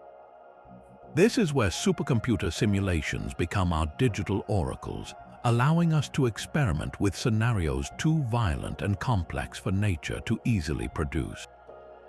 When physicists program these virtual universes to simulate the head-on collision of multiple black holes or the collapse of wildly asymmetrical, spinning blobs of exotic matter, something fascinating and slightly alarming can occur. In the most extreme of these digital experiments, the simulations suggest that the smooth, swift formation of a protective event horizon can be delayed. For a fleeting moment, a fraction of a nanosecond in real time, but an eternity in the context of gravitational collapse, the infinitely dense singularity might not be cloaked. It could be laid bare for the universe to see, resulting in what is known as a naked singularity. This theoretical moment of censorship failure reveals a universe that is not always tidy, where under the most chaotic conditions, the deepest secrets of space-time might briefly flash into existence before the curtain is finally drawn. If such an event were to occur out in the cosmos, what would we actually witness? The observational signature would be unlike anything else in the universe. The moment a naked singularity flickers into existence, the very laws of physics as we know them would break down in a visible, tangible way. A traditional black hole merger produces a predictable and smooth chirp of gravitational waves that quickly fades away as the new event horizon forms and the system settles down. But a collision that briefly exposes a singularity would produce a radically different signal. The gravitational wave output would not be a clean ring-down. Instead, it would be punctuated by a violent, unpredictable spike. A final, chaotic scream from a region where gravity becomes infinite and cause and effect cease to have meaning. Simultaneously, the electromagnetic signature would be equally bizarre. The raw, lawless nature of the exposed singularity could, in theory, eject bursts of particles and radiation with energies and patterns that are impossible under normal physics. We might detect a flash of gamma rays or a shower of unusual cosmic rays that defy conventional explanation, a signal that appears, screams its defiance of known law, and then vanishes as the event horizon finally snaps into place, restoring order to the cosmos. The implications of observing such an event would be nothing short of revolutionary for our understanding of reality. The cosmic censorship hypothesis is not just a minor rule. It is a foundational assumption that allows physicists to use Einstein's equations to make predictions about the future. It guarantees that the universe is predictable. The confirmed existence of a naked singularity, even a temporary one, would shatter this principle. It would mean that the universe can, under special conditions, produce regions where the initial conditions for physics are literally infinite, making the outcome of any event completely unpredictable. The future in such a universe could not be reliably calculated.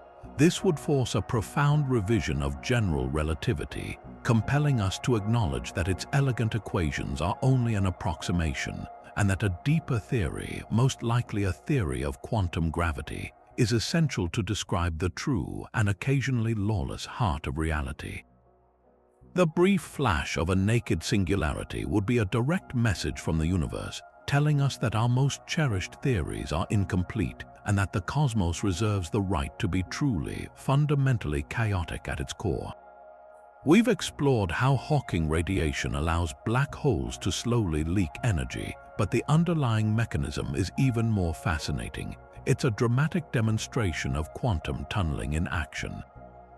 To appreciate this, forget the image of particles physically climbing out against gravity.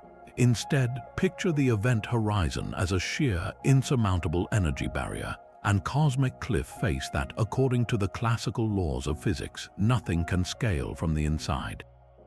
Yet, thanks to the probabilistic rules of the quantum world, particles can perform an astonishing disappearing act, vanishing from the interior and reappearing on the outside without ever traversing the space in between. This isn't science fiction, it's a well-established quantum phenomenon, and at the black hole's edge, it becomes the engine of stellar evaporation. The principle is eerily similar to the process that drives radioactive decay in elements like uranium. In a uranium nucleus, the protons are bound together by the strong nuclear force, trapped in an energy well that should classically keep them permanently confined.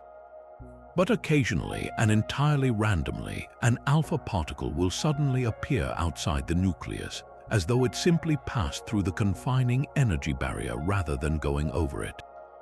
This happens because in quantum mechanics, particles don't have definite positions until they are measured. They are described by a wave function, a cloud of probability that extends, however faintly, through all of space. There is a tiny but non-zero probability that the particle's wave function will extend right through the barrier, allowing the particle to effectively materialize on the other side. It hasn't dug a tunnel, it has taken a shortcut through the probabilistic landscape of reality itself. At the event horizon of a black hole, this same probabilistic magic is at work. The gravitational pull is so immense that it creates a potential energy barrier comparable to the nuclear force binding an atomic nucleus, a cliff that classical particles cannot overcome. The virtual particle pairs that flicker into existence near the horizon are governed by their own quantum wave functions. There is a finite probability that the particle destined to fall in will instead quantum tunnel across the barrier, effectively bypassing the event horizon to appear outside as a real particle. Its partner, the one with negative energy, tunnels inward, and in doing so, it reduces the black hole's mass. From our perspective, it looks as if a particle has simply popped into existence outside the black hole, but the underlying process is a testament to the bizarre non-locality of quantum mechanics, where a particle's influence isn't strictly bound by the classical notion of a continuous path through space.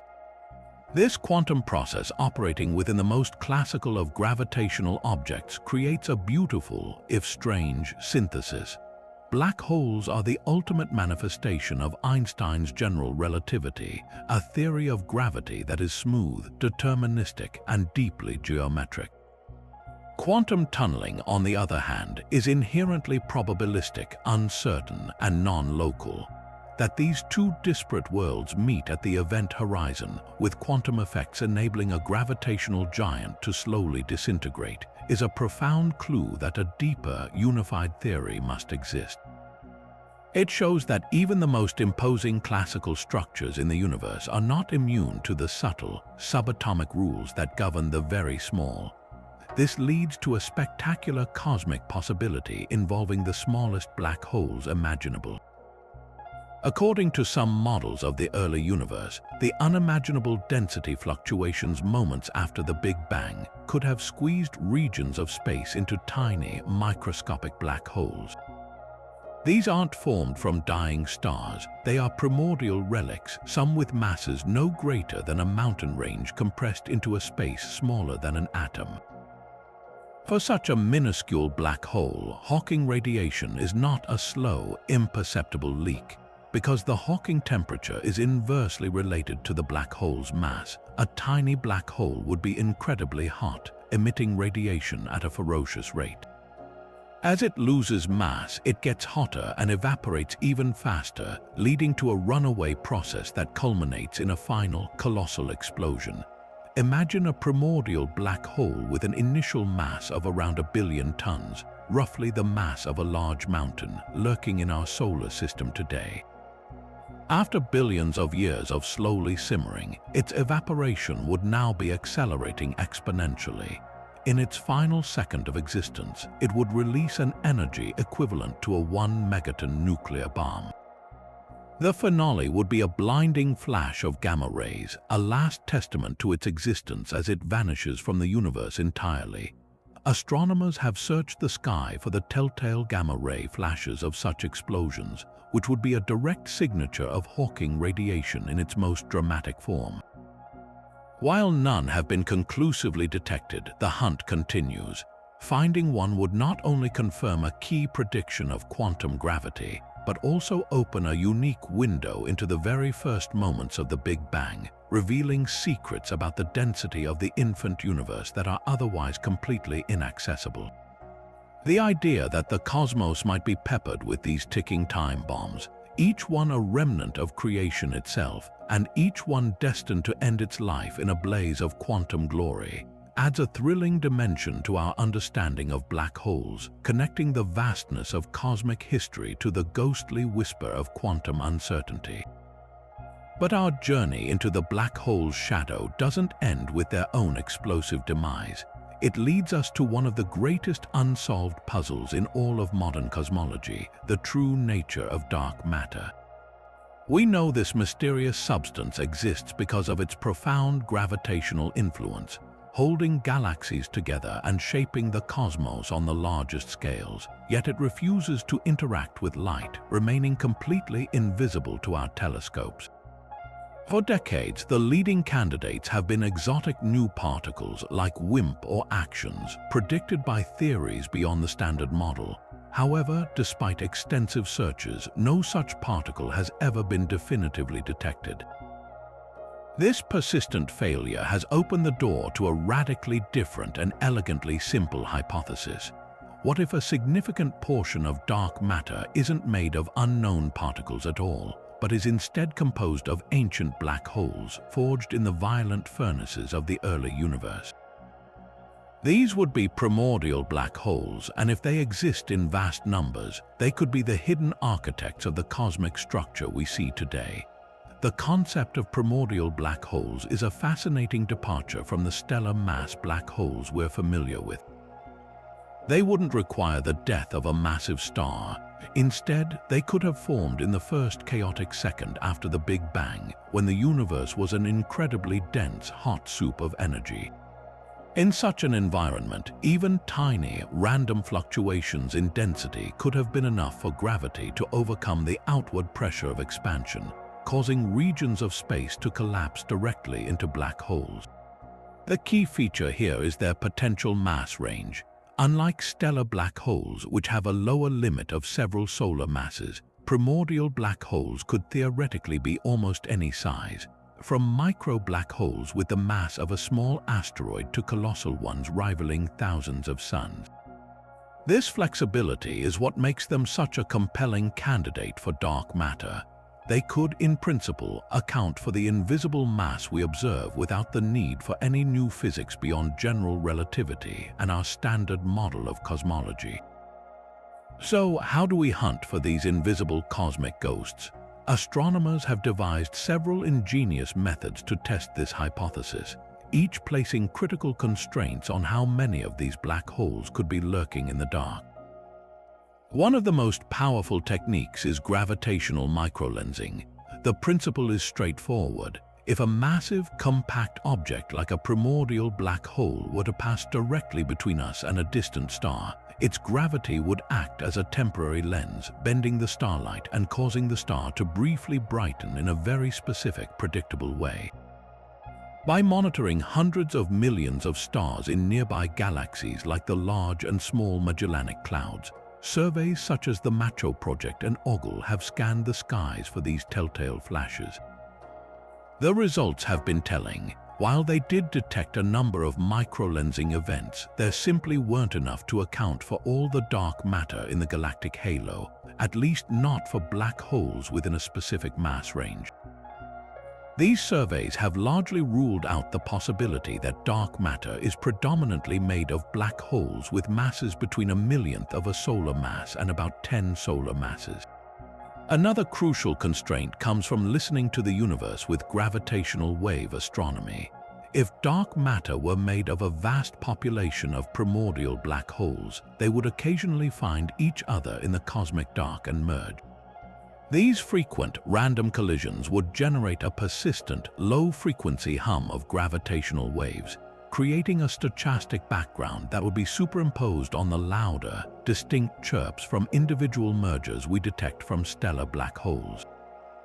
The precise pattern of this background rumble, as measured by observatories like LIGO Virgo Cagra and future space-based detectors like LISA, would act as a cosmic census. If the dark matter were primarily composed of black holes in a certain mass window, this background would have a specific character and intensity.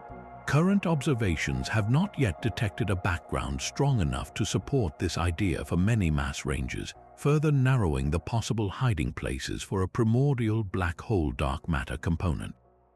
Yet the story is far from over. Intriguingly, there remains a mass window that is still wide open and perfectly compatible with these constraints, the range of so-called asteroid mass black holes. These would be objects with masses similar to a large mountain or a small planet, far too light to be seen through microlensing of distant stars and too small to produce a detectable stochastic background with our current technology. A universe filled with countless trillions of these asteroid mass primordial black holes could perfectly explain the gravitational effects of dark matter without contradicting any existing observations. They would drift through galaxies like an invisible swarm of cosmic sand, their collective gravity binding stars together without ever colliding or emitting a single photon. The discovery of just one of these objects would revolutionize our understanding of both dark matter and the early universe. It would mean that the darkest stuff in the cosmos isn't an exotic particle, but a relic of the universe's most violent birth pangs, a direct link back to a time before the first stars ever shone. This speculative connection represents one of the most profound possibilities in modern physics, that the solution to one of our greatest cosmic mysteries has been hiding not in the realm of untested particles, but in the shadowy presence of the universe's most ancient black holes. While our journey has so far taken us to the very edge of reality's most crushing gravitational pits, let us now venture into a realm where the rules are written not by gravity alone, but by the collective, ghostly behavior of the quantum world itself. This brings us to our 19th mysterious event, a phenomenon so delicate it must be created in ultra-cold laboratories on Earth, yet one that might hold the key to understanding some of the darkest objects in the cosmos, the enigmatic Bose-nova. The name is a playful, yet precise, portmanteau of Bose-Einstein condensate and supernova, and it describes a tiny, controlled implosion. Could be a scaled-down model for a completely new type of stellar collapse out among the stars. To grasp its potential cosmic significance, we must first descend into the frigid, ordered world of the Bose-Einstein condensate, or BEC. Under conditions colder than the void of outer space, certain types of atoms can be coaxed into a state of matter so strange it seems to defy common sense. When cooled to within a fraction of a degree of absolute zero, these atoms lose their individual identities, their quantum wave functions, the probability clouds that define them, overlap and merge, causing millions of atoms to march in perfect lockstep, behaving as if they were a single, giant superatom. This is the Bose-Einstein condensate, a state of matter that highlights the most counterintuitive aspects of quantum mechanics on a macroscopic scale. In this coherent state, the condensate acts as one entity, and it was during experiments designed to probe the limits of this fragility that researchers made a startling discovery. By subtly tweaking the magnetic fields holding a condensate of rubidium atoms together, they caused the entire cloud to suddenly and violently collapse inward. The condensate didn't just shrink, it imploded, ejecting a burst of energy and matter outward while a dense core remained, much like a miniature star going supernova. They had created a boson-nova, a quantum explosion in a thimble. This leads to a thrilling and speculative leap from the lab bench to the cosmos. Could there be celestial objects whose final moments are governed by this same quantum collective behavior? This is where the theoretical concept of a boson star enters the picture. Unlike a normal star, which is made of fermionic particles like protons and neutrons, a boson star would be a gigantic, diffuse sphere composed entirely of ultralight bosonic particles, such as theoretical actions. These particles, governed by the same Bose-Einstein statistics as the atoms in a lab condensate, could in principle coalesce under gravity into a massive, coherent object, a Bose-Einstein condensate on a stellar scale. A boson star would be invisible in the traditional sense, as it wouldn't undergo nuclear fusion to produce light. It would simply be a gigantic, dark halo of quantum matter, held together by gravity and its own inherent coherence. And just like its laboratory counterpart, such a star could potentially become unstable. If a boson star were to accumulate too much mass or interact with another object, the delicate balance between the outward pressure provided by the quantum uncertainty principle and the inward crush of gravity could be disrupted. The result, in theory, could be an astrophysical scale boson-nova, a colossal quantum implosion. This event would not create a singularity in the traditional sense. There would be no infinitely dense point where physics breaks down. Instead, the entire star would undergo a violent collapse, potentially ejecting a shell of its own bosonic material into space while leaving behind an even denser, dark remnant. From a distance, the gravitational effects of such an implosion and its resulting remnant could look astonishingly similar to the formation of a black hole.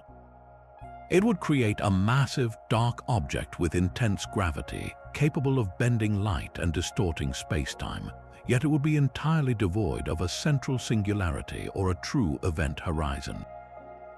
This possibility opens up a fascinating alternative explanation for some of the dark, massive compact objects we are discovering in the universe. When our telescopes and gravitational wave detectors see something massive and dark lurking in the void, our immediate assumption is that it must be a black hole. But the boson star hypothesis suggests that at least some of these objects could be something else entirely, stable boson stars or the remnants of ancient boson-nova implosions. These quantum stars would bend light and warp space-time just as a black hole does, creating a similar shadow, but they would do so without the paradoxical heart of a singularity. This would be a universe where some of the darkest monsters in the cosmic deep are not traps of nothingness, but tangible, albeit exotic, objects made of coherent quantum matter. The hunt for evidence of such entities is now a vibrant area of research, with scientists looking for subtle differences in the gravitational wave signals from mergers or in the precise shadows of objects like M87 star. A boson star merger, for instance, would produce gravitational waves, but its ring-down phase would be distinctly different from that of a black hole, lacking the clean, fading signature of a settling event horizon. Finding that deviation would be a monumental discovery, forcing us to expand our cosmic bestiary to include objects born not from fire and fusion, but from the cold, collective whisper of quantum physics itself.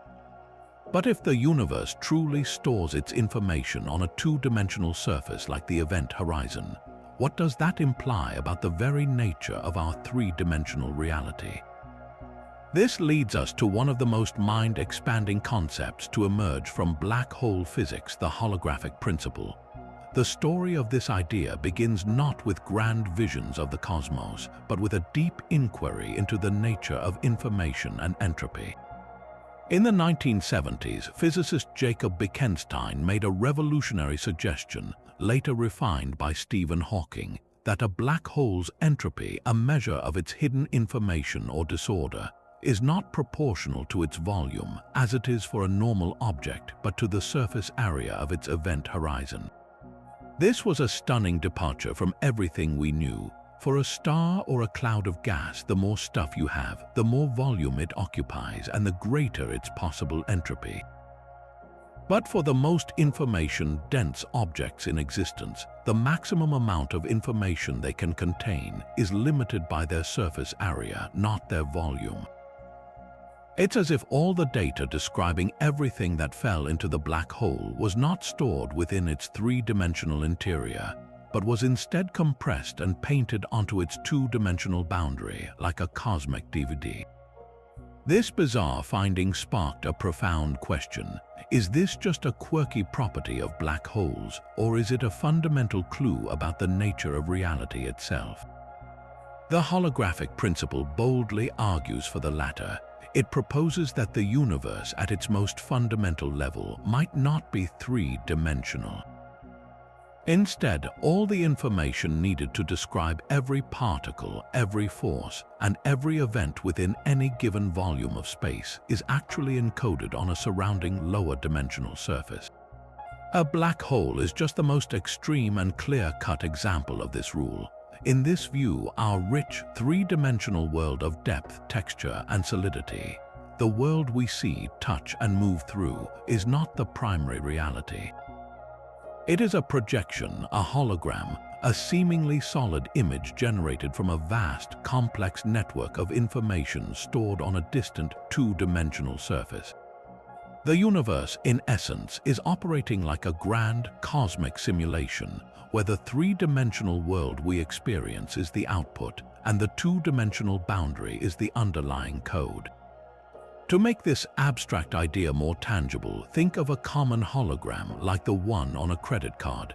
The image has the appearance of three dimensions. As you tilt the card, the object seems to move and have depth. Yet, all the information to create that three-dimensional illusion is contained on a flat, two-dimensional piece of plastic. The holographic principle suggests our universe works in a similar way. The event horizon of a black hole acts as that two-dimensional surface, encoding the information for the three-dimensional interior. Extending this logic, some theorists propose that the entire observable universe might be a holographic projection from information stored on a spherical boundary at the farthest edges of our cosmic horizon. We are not just in the universe, we may be a manifestation of its outer shell. The implications of this are staggering, challenging our most basic intuitions about space and reality. It would mean that the apparent three-dimensionality of our world is an emergent property, a kind of convenient and persistent illusion. At the Planck scale, the tiniest possible level of reality, there may be no difference between inside and outside. There is only information and its processing. This provides a potential pathway to resolving the black hole information paradox. If a black hole evaporates via Hawking radiation, the information about what fell in isn't lost inside or destroyed. It remains imprinted on the ever-shrinking event horizon and is slowly and faithfully released back into the universe as the black hole radiates. The holographic principle ensures that information is always conserved because it was never truly inside the black hole to begin with. It was always on the surface. This radical reconception of spacetime also offers a potential bridge to uniting gravity with quantum mechanics. In a holographic universe, gravity in the three-dimensional bulk may be equivalent to a quantum field theory without gravity living on the two-dimensional boundary. This is the essence of the AD/S/CFT correspondence, a specific and mathematically robust realization of holographic principle. It suggests that we can understand the mysterious, difficult-to-calculate forces of quantum gravity within a volume by translating them into the more manageable language of a quantum field theory on its surface. It's like having a cosmic dictionary that allows us to translate the physics of one world into the physics of another, providing a powerful new tool for theoretical exploration.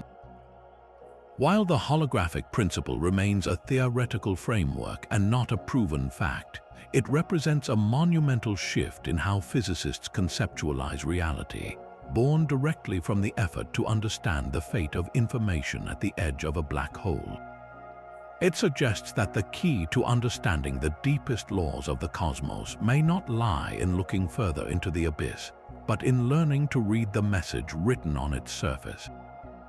After the cataclysmic collision of two black holes, the resulting single object is anything but calm. It's born in a state of violent, asymmetric distortion, like a bell that's been struck with a colossal hammer.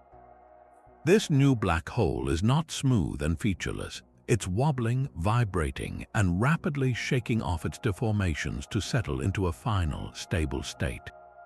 This process, known as the ring down, is the black hole's way of shedding its imperfections, and it does so by radiating its energy away in the form of gravitational waves. The signal isn't a random cacophony, however. Just as a struck bell rings with a specific set of pure, decaying tones determined by its material, shape, and size, a black hole rings down with its own unique set of frequencies and decay rates. These are its quasi-normal modes, the characteristic vibrational fingerprints of spacetime itself. For a brief, precious moment, the black hole sings a song written in the language of gravity, and by listening carefully to its notes, we can learn the deepest secrets of its nature.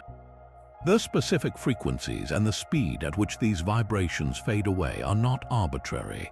They are dictated purely by the black hole's final mass and spin, as predicted by Einstein's theory of general relativity.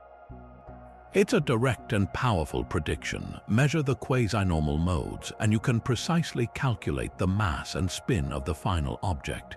This is why the ring-down phase is so much more than a cosmic curiosity.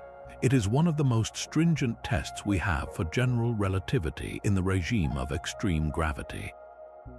When detectors like LIGO and Virgo capture the gravitational wave signal from a black hole merger, they record the entire cosmic event, the long in-spiral as the black holes circle each other, the violent merger, and then this final fading ring-down. By isolating the ring-down portion of the signal and analyzing its quasi-normal modes, scientists can perform a powerful consistency check. Do the mass and spin inferred from the ring-down match the mass and spin calculated from the earlier in-spiral phase? If the object is truly a Kerr black hole as described by general relativity, the numbers must agree perfectly. A mismatch would be a glaring red flag, a potential sign that our understanding of gravity is incomplete or that the resulting object is not a black hole at all. This possibility that the ring-down might reveal something more exotic is what makes this analysis so thrilling. Imagine the scenario: two black holes collide, and the signal shows a clean in-spiral and merger, but then the ring-down begins.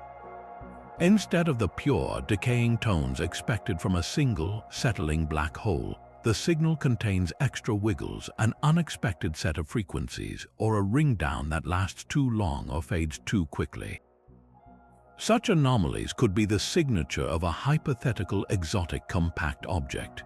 One candidate is the gravastar, an object that has an ultra-thin, rigid crust of exotic matter right where the event horizon should be. If two black holes merge to form a gravastar, its ring-down would be dramatically different. The vibrations would reflect off its internal structure and solid surface, producing a more complex and longer-lasting gravitational wave echo, a stark contrast to the clean, quick decay of a black hole's ring-down. Other theoretical objects like boson stars or wormholes would also possess entirely different vibrational spectra.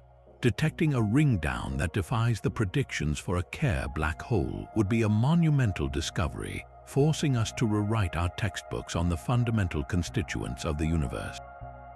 The hunt for these subtle deviations is already underway, pushing our observational capabilities to their absolute limits. The initial detections of gravitational waves were triumphant confirmations of Einstein's theory, and in many cases the ring-down has behaved exactly as predicted. But as detectors become more sensitive, with upgrades to LIGO, Virgo, and the Kagra detector in Japan, and with future observatories like the space-based LISA, our ability to listen to the ring-down will become exquisitely precise. We will move from simply confirming the basic notes of the song to discerning its finest harmonics and most subtle rhythms. This improved sensitivity will allow scientists to perform black hole spectroscopy, a technique analogous to how chemists use light to identify elements. Just as each element absorbs and emits light at specific wavelengths, each type of compact object has a unique gravitational wave spectrum. By measuring multiple quasi-normal modes with high precision, we can effectively identify the element we're observing, confirming whether it is indeed a black hole or something entirely new. This turns the black hole merger from a singular event into a cosmic laboratory, where the most extreme conditions in the universe are used to test the very laws of physics, probing the nature of reality right at the precipice where space and time themselves are brought to the brink. The very same exotic physics that might hold a wormhole's throat open against the force of gravity could also, in theory, power an even more spectacular feat of engineering, a starship capable of crossing interstellar distances without ever breaking the speed of light limit within its own local space. This is the core of the Alcubierre warp drive concept, a speculative but mathematically valid solution to Einstein's equations discovered by physicist Miguel Alcubierre in 1994. Imagine a spacecraft nestled inside a flat, undisturbed region of spacetime, a calm bubble of normality.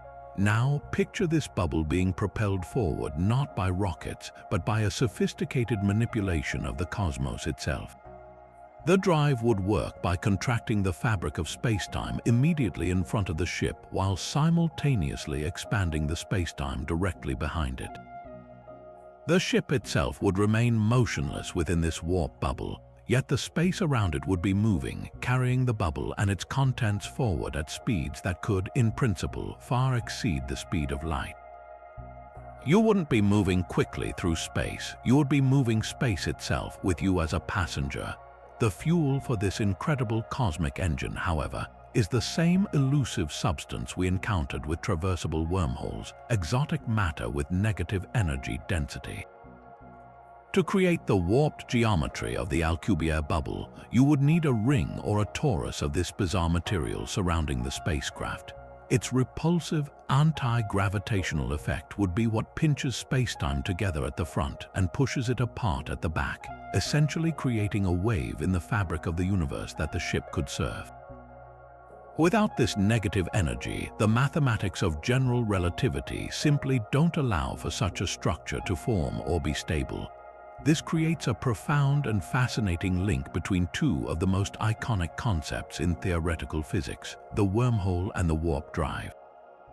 Both are gateways of a sort, one a tunnel through space and the other a wave on its surface, and both rely on our ability to find, harvest, or create a form of matter that defies everything we know about classical physics. This naturally leads to a tantalizing question. If such exotic matter is needed, where in the universe could it possibly exist in quantities sufficient for these grand ambitions?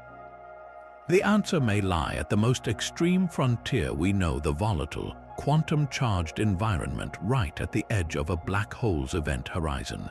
We've already seen how the quantum vacuum near the horizon is a seething foam of virtual particles, a realm where the rules of quantum field theory produce strange effects like Hawking radiation. The intense gravitational fields and extreme spacetime curvatures present in this region can amplify these quantum phenomena to macroscopic levels.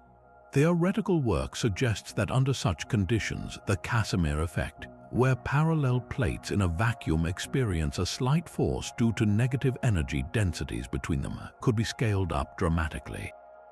The event horizon itself, or structures just outside it like the inner edge of an accretion disk, could act as a natural catalyst, generating regions of significant negative energy density. In a sense, the black hole's boundary is a factory for exotic physics, a place where the veil between classical and quantum reality is thinnest, and where the ingredients for manipulating spacetime itself might be found in abundance. The implications of successfully harnessing this power are as vast as they are complex, stretching from the practical to the deeply philosophical. On a practical level, the energy requirements for a macroscopic warp drive are, with our current understanding, astronomical, far beyond the total energy output of our Sun for millions of years. The very process of creating and sustaining a warp bubble could have unforeseen and dangerous consequences. Some calculations suggest that the interior of the bubble would accumulate a firewall of high-energy particles, not unlike the black hole firewall paradox, vaporizing the ship the moment the drive was turned off. Furthermore, any particles that strayed into the warp bubble's boundary during a journey would be blue-shifted to incredibly high energies and released in a violent burst upon arrival at the destination, essentially making every trip a potentially planet-sterilizing event. The warp drive, therefore, is not just a means of propulsion. It could be a weapon of unimaginable power, raising profound questions about the responsibility that would come with such technology. Beyond the engineering and safety hurdles lie even deeper ethical and existential considerations. The ability to manipulate spacetime at will would fundamentally alter humanity's relationship with the cosmos. It would dissolve the immense distances that have isolated star systems and civilizations, for better or for worse. The potential for exploration and the exchange of knowledge is incalculable, offering a future where humanity could become a truly interstellar species. Yet, this same capability brings with it the risk of conflict on an interstellar scale, the unintended ecological consequences of introducing life to new worlds, and the philosophical disruption of encountering other intelligent beings without the natural buffer of light years of empty space. Controlling such a technology would require a maturity and wisdom we have not yet demonstrated as a species. The journey to the black hole's edge in search of exotic matter is more than a scientific quest. It is the first step on a path that could lead to our ultimate ascension as cosmic citizens or to our demise, a reminder that the greatest power in the universe is the power to change the stage upon which we all exist. Now, imagine shrinking one of those primordial black holes we discussed down to an almost inconceivable scale, not just the size of a mountain, but smaller than an atom itself. At this microscopic frontier, the dominion of gravity meets the quantum rulebook of the very small, potentially giving rise to one of the most peculiar theoretical objects ever conceived, the black hole atom. Picture a hydrogen atom with a single electron orbiting a central proton. In this familiar system, the electron is bound by the electromagnetic force, but in our speculative hybrid, the proton is replaced by a tiny, microscopic black hole, and the force holding it all together is gravity alone.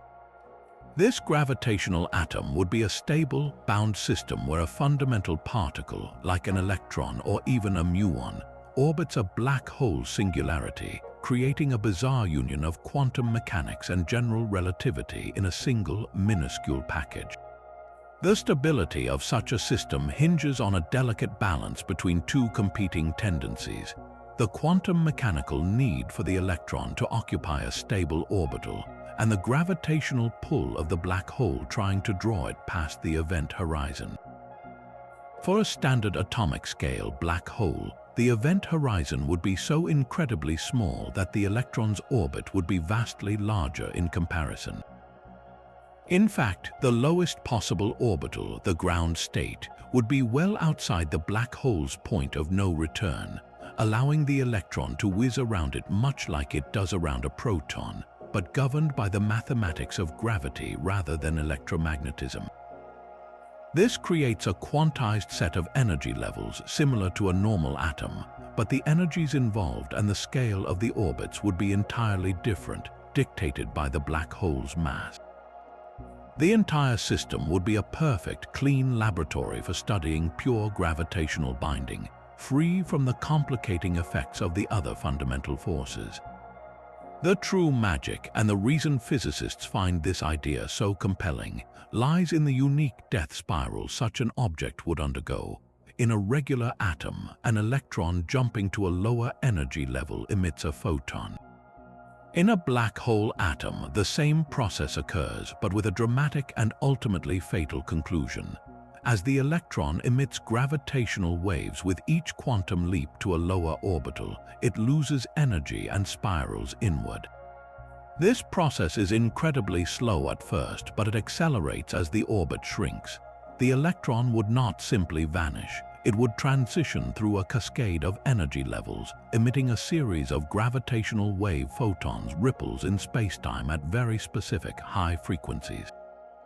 This would produce a clear, predictable, and continuous spectrum of gravitational radiation, a pure tone that stands in stark contrast to the chaotic, broadband chirps of merging stellar mass black holes. It would be a faint, singing signal of a quantum particle dancing its final dance around a gravitational pit.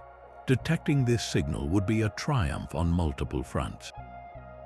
For astronomers, it would be the smoking gun for the existence of primordial black holes within a specific, very low mass range, finally providing concrete evidence for these elusive relics of the Big Bang.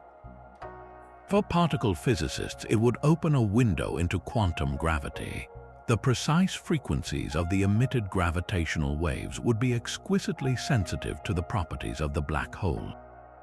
Any deviation from the predicted spectrum could reveal new physics, such as the existence of extraspatial dimensions, which would subtly alter the way gravity behaves at such incredibly short ranges.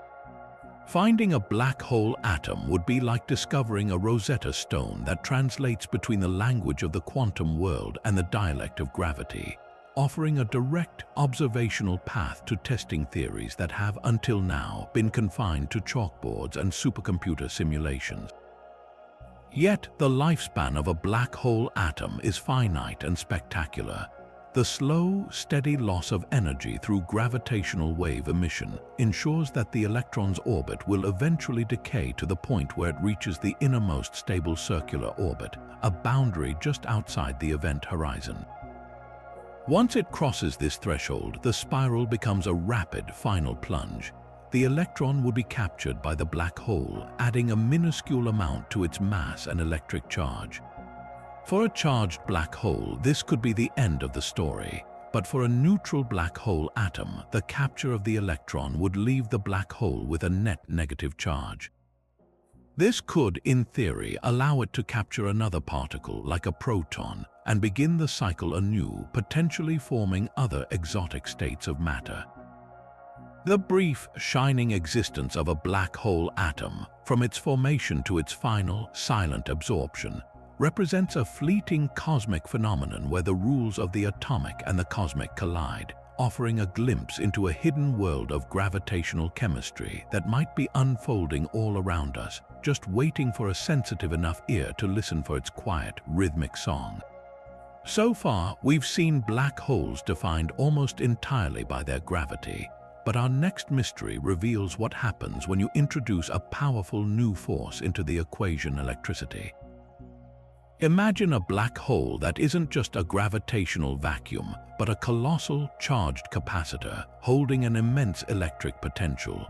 This is the theoretical realm of the Reissner-Nordström black hole, a solution to Einstein's equations that describes a black hole with mass but no spin and a significant electric charge. While the black holes we've observed are thought to be nearly neutral, any initial charge quickly being neutralized by surrounding plasma, the pure mathematics of a highly charged black hole paints a picture of a far more volatile and electrically violent cosmic object. Its structure is profoundly different from the black holes we're familiar with. Instead of a single event horizon, a charged black hole possesses two distinct spherical boundaries. The outer horizon is similar to the event horizon of a standard black hole, a point of no return for infalling matter, but inside it lies a second inner horizon known as the Cauchy horizon. This inner boundary is a place of even deeper mystery, where the predictable nature of spacetime is thought to break down entirely, and the very concept of cause and effect could become untethered.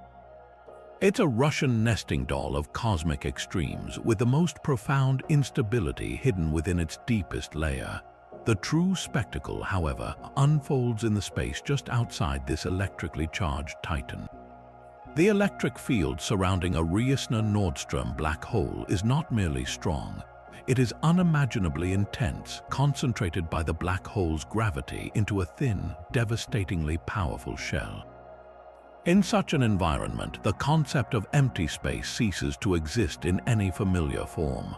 The vacuum of space, as quantum field theory tells us, is not truly empty. It is a seething, bubbling sea of virtual particle-antiparticle pairs constantly flickering in and out of existence. Normally, these pairs annihilate each other almost instantly, but place them in an electric field of sufficient strength and something extraordinary happens. The field can rip these virtual pairs apart before they can annihilate, providing the energy needed to promote them into real, lasting particles. This process, known as Schwinger pair production, turns the void into a particle factory. Near a sufficiently charged black hole, the electric field would be so powerful that the vacuum of space itself would spontaneously and continuously boil over with a storm of newly created electrons and positrons, a relentless genesis of matter from pure energy fueled by the black hole's immense charge. This ceaseless particle creation sets the stage for a cosmic electrical storm of epic proportions. As electrons and positrons are torn from the vacuum, the immensely powerful electric field immediately begins to accelerate them. The positively charged positrons are drawn toward the negatively charged black hole, while the negatively charged electrons are violently repelled, flying outward at nearly the speed of light. This separation of charges creates powerful currents, and where you have moving charges, you generate magnetic fields and radiation. The entire region around the black hole would become a frenetic particle accelerator, glowing with an intense, high-energy light. But the most dramatic outcome would be a cosmic-scale version of a lightning strike. If the charge on the black hole grew too large, the system could reach a tipping point. The vacuum itself would effectively become a conductor, undergoing what physicists call vacuum breakdown. In a cataclysmic discharge, the black hole would shed its excess charge in a sudden, brilliant flash, a bolt of lightning forged not in a planetary atmosphere, but in the warped spacetime at the edge of a singularity. This wouldn't be lightning as we see on Earth. It would be a fundamental restructuring of the local universe, a violent rebalancing that restores order by unleashing chaos. While a perfectly stable, highly charged black hole is unlikely to exist for long in our universe, the physics it reveals are crucial for understanding more realistic and observable phenomena. The inner Cauchy horizon of a charged black hole, for instance, is a perfect mathematical analogy for the inner horizons thought to exist inside rotating Kerr black holes. Studying the violent instabilities of the Reissner-Nordström geometry gives us a template for what might happen inside any complex black hole, where infalling radiation and energy can pile up infinitely at this inner boundary, leading to a mass inflation instability that could potentially destroy the inner horizon or even the singularity itself. Furthermore, the mechanisms of vacuum breakdown and pair production are not just theoretical curiosities.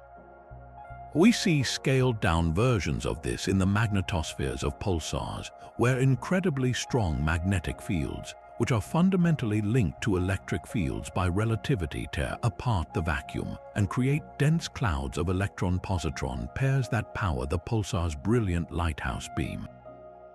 Observing a true charged black hole discharge would be the ultimate laboratory for studying quantum electrodynamics in the most extreme gravitational fields imaginable, a place where the full force of electromagnetism and gravity collide, revealing the deep and explosive connections between the forces that shape our reality. Now, let's turn our attention to one of the most mind-altering consequences of Einstein's theory of gravity, a phenomenon that transforms a black hole from a merely destructive object into a potential gateway through time itself. This is the incredible reality of extreme time dilation, a concept that sounds like science fiction but is a direct prediction of general relativity. To grasp its power, picture a brave astronaut on a final mission, descending toward the event horizon of a supermassive black hole. For the astronaut, time flows at its normal, familiar rate. Each second on their watch ticks by one after another. They might spend what feels like a single hour completing their approach, observing the warped starlight and the cosmic vortex around them. But for everyone else in the universe, for the mission controllers back on Earth, for the families waiting at home, for entire civilizations rising and falling, that single hour for the astronaut could equate to thousands, millions, or even billions of years passing by. The astronaut's brief plunge becomes a one-way ticket to the distant future, a journey that severs them from the era they once knew and deposits them in a world unimaginably transformed. The engine behind this temporal rift is the sheer strength of the black hole's gravitational field. Einstein revealed that gravity doesn't just bend space, it also warps the flow of time. The stronger the gravity, the more time slows down relative to a distant observer in a weaker gravitational field. This isn't just a theoretical fancy, it's a measurable effect. Here on Earth, time ticks ever so slightly faster on the roof of a skyscraper than it does in the basement, because the basement is marginally closer to the planet's gravitational center. The difference is infinitesimal, but our most precise atomic clocks can detect it. Now, amplify that effect by a factor of billions. At the edge of a black hole's event horizon, where gravity is so intense that light itself struggles to escape, the warp on time becomes absolute. A clock falling toward the horizon would appear from the outside to tick slower and slower, its light growing redder and dimmer until it finally freezes completely at the boundary, a fading snapshot of a moment that never, from our perspective, arrives. This leads to a profound and somewhat heartbreaking philosophical implication. For the astronaut making this journey, there is no sudden jump or flashy transition. Their experience is local and normal, but the universe they leave behind is racing forward at an incomprehensible speed. Imagine they began their descent in the year 2050. By the time they reach a point just minutes from the event horizon, the Earth outside might have seen the rise and fall of new empires, the colonization of other star systems, or the quiet death of the Sun. If they could somehow turn back after just a few minutes of their subjective time, they would return to a galaxy so ancient that humanity, as they knew it, could be long gone, its history buried under layers of time thicker than the entire span of human civilization to date. This isn't merely travel, it is the ultimate form of exile. You become a relic from a forgotten age the moment you begin your approach, a living fossil from a past that the universe has already processed and moved beyond. While we are nowhere near sending a human being to test this at a black hole, we already live in a world where accounting for time dilation is not just important but essential for daily life. This brings us down from the cosmic scale to the practical realm of global positioning system technology. Every GPS satellite orbiting our planet is, in a small way, a time traveler. They are flying in a region where Earth's gravity is slightly weaker than it is on the surface. According to general relativity, This means the atomic clocks on these satellites should tick faster than identical clocks on the ground. There's a second effect at play, too, from Einstein's special relativity. Because the satellites are moving at high speeds relative to the Earth, their clocks should tick slower. It turns out the gravitational effect is stronger, so overall the satellite clocks run faster. The difference is tiny, about 38 millionths of a second per day. But if the system's computers did not constantly correct for this drift, the GPS coordinates it provides would become inaccurate at a rate of about 6 miles per day. Your phone's map would be useless in a matter of minutes, so every time you use your smartphone for directions, you are relying on a direct, practical application of Einstein's theory of relativity. The satellites are, in effect, living in a minutely different future than we are, and we have to correct for that to find our way in the present. Returning to the black hole, this effect transforms it into the most powerful time machine the universe could possibly provide. It offers a purely passive, one-way journey to the future. There is no need for complex machinery or exotic matter. Gravity alone does the work. An advanced civilization might even contemplate using this as a method of cosmic preservation. A ship carrying a crew in suspended animation, or even just a capsule of genetic or cultural data, could be placed in a close, stable orbit around a black hole. While millennia passed in the wider galaxy, only a few years would elapse for the preserved cargo. They could be retrieved millennia later by their descendants, serving as a time capsule that bridges cosmic eras. Of course, the perils are as immense as the promise.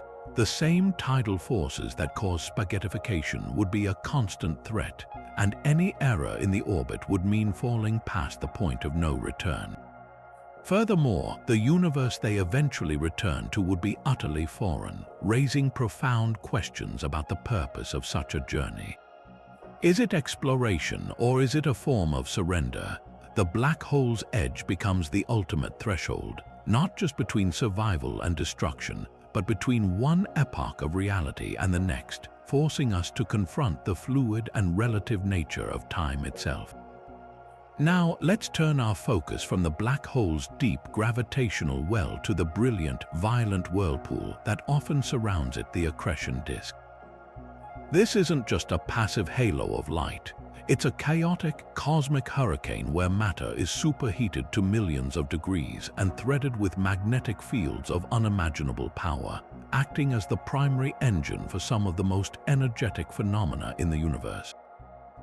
Picture a vast, flattened disk of gas, dust, and stellar debris spiraling inward like water circling a drain. But this is no gentle whirlpool. As material is pulled inward by the black hole's gravity, it rubs against neighboring streams of gas.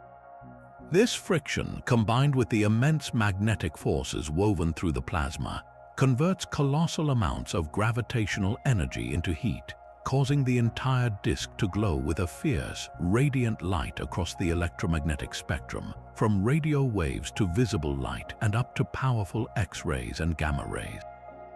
The inner regions of this disk, just outside the event horizon, become the brightest and most violent places imaginable, where the fundamental laws of plasma physics and magnetohydrodynamics play out on a gargantuan scale. Within this maelstrom, one of the most intriguing puzzles is a cyclic behavior observed in smaller, stellar mass black holes known as microquasars. These systems, which consist of a black hole feeding on a companion star, don't consume their fuel at a steady rate. Instead, they often undergo dramatic outbursts, flaring from a state of quiet dimness to incredible brilliance in a matter of days or weeks, only to fade back into obscurity months or years later. The engine behind this cosmic flickering is a delicate and powerful balance known as the thermal viscous instability. Think of the accretion disk not as a smooth flow, but as a vast reservoir where gas can accumulate in a cool, quiet state for years. In this cool phase, the gas is relatively neutral and doesn't produce much light. However, as more and more material piles up from the donor star, the density and pressure at the disk's inner edge cross a critical threshold. Suddenly, the gas undergoes a phase transition, like water abruptly turning into superheated steam. It ionizes, becoming a hot, highly conductive plasma, and the viscosity, the internal stickiness that controls how fast the material can spiral inward, skyrockets. This triggers a runaway feeding frenzy. The entire reservoir of stored gas rapidly drains toward the black hole, heating up to incredible temperatures and unleashing a torrent of radiation that we observe as a brilliant outburst. Once the stored fuel is depleted, the disk cools down and reverts to its quiet state, and the cycle begins anew. These predictable outbursts provide astronomers with a natural laboratory to study the feeding habits of black holes, revealing the complex and unstable nature of how matter behaves under such extreme conditions. But the drama of the accretion disk doesn't end with these brilliant flares. Even more mysterious are the tremendous winds that blast outward from the disk itself, defying the black hole's immense pull. Astronomers using X-ray telescopes have detected what they call ultra-fast outflows, hurricanes of highly ionized gas being launched from the inner regions of the accretion disk at velocities reaching 20 to 30% of the speed of light. This is not a gentle breeze, it is a supersonic gale of material that is not falling in, but being propelled away with phenomenal force. The mechanism behind these outflows is thought to be a combination of intense radiation pressure and powerful magnetic fields. The inner accretion disk is so brilliantly luminous that the sheer pressure of its own light can actually push on the surrounding gas, much like a strong wind can push a sailboat. Simultaneously, the magnetic fields that are twisted and amplified by the disk's differential rotation can act like colossal slingshots, flinging material outward along polar trajectories. In some models, these magnetic fields become so tightly wound that they inflate into a towering structure above the disk, creating a low-density funnel that channels and accelerates the plasma to these incredible speeds. These outflows play a far more significant role than just a spectacular side effect. They are crucial regulators in the life cycle of both the black hole and its host galaxy. This process is a quintessential example of black hole feedback. As the black hole feasts and its accretion disk shines brightly, the resulting ultra-fast outflows blast through the surrounding galactic environment. They carry an immense amount of energy and momentum, heating the vast reservoirs of cold gas that would otherwise collapse to form new stars. By doing so, they effectively shut off the black hole's own future fuel supply and quench star formation throughout the galaxy. It's a powerful self-regulating cycle. A period of intense feeding leads to a phase of intense feedback, which then shuts down the feeding. This explains why we don't see supermassive black holes growing indefinitely, and why the most massive galaxies in the universe are often red and dead, filled with old stars and no longer forming new ones. The accretion disk, therefore, is not merely a dinner plate for the black hole. It is the control panel for a galactic-scale thermostat, its violent and unstable physics reaching out across thousands of light years to shape the evolution of entire galaxies, linking the fate of a single point of infinite density to the cosmic story of billions of stars. All that complex physics we've been exploring, the firewalls, the quantum hair, the relativistic jets, culminates in one of the most extraordinary achievements in modern astronomy, a photograph. The now iconic image released by the Event Horizon Telescope collaboration in 2019, showing a fiery ring of light encircling a central region of profound darkness, gave humanity its first direct glimpse of a black hole's shadow. This was not an artist's impression, it was a real picture of the supermassive giant at the heart of the galaxy Messier 87, a cosmic portrait 55 million light-years in the making. That central dark area, however, is often misunderstood. It's not the event horizon we're seeing. The event horizon itself is far smaller and remains by its very nature unseeable. What the image actually reveals is the black hole's shadow, a profound silhouette cast against the backdrop of its own brilliant, swirling light. This shadow is the signature of gravity's ultimate victory, a region where light rays passing too close to the black hole are bent so severely that they spiral inward, never to reach our telescopes. It is a projection of the photon capture region, a boundary within which any photon traveling on a path that grazes this zone is doomed to fall into the abyss. The bright ring that frames the shadow is the photon sphere, a volatile region where photons skim along unstable circular orbits, some finally escaping after looping around the black hole to create that luminous halo. The specific size and shape of this shadow are not random. They are a direct and precise prediction of Einstein's theory of general relativity. For a simple, non-rotating black hole, the theory predicts the shadow should be a nearly perfect circle. Its diameter is directly proportional to the black hole's mass, providing astronomers with a powerful and direct way to weigh these cosmic titans.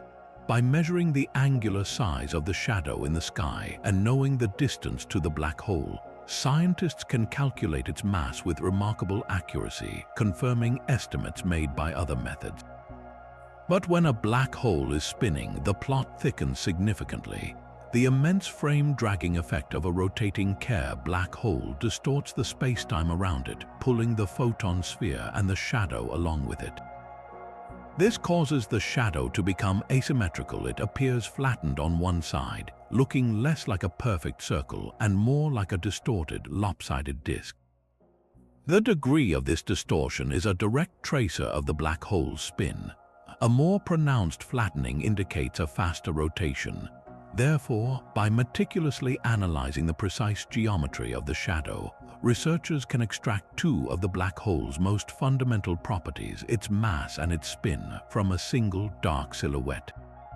This transforms the shadow from a mere curiosity into a sophisticated cosmic instrument. This makes the black hole's shadow one of the most stringent tests we have for general relativity in its most extreme regime. The theory makes very specific, quantitative predictions about what the shadow of a black hole of a given mass and spin should look like. The initial results from the Event Horizon Telescope's image of M87 were a resounding triumph for Einstein. The shadow's size was within the expected range for a black hole of 6.5 billion solar masses, and its general circularity was consistent with the predictions for a black hole viewed from a moderate inclination.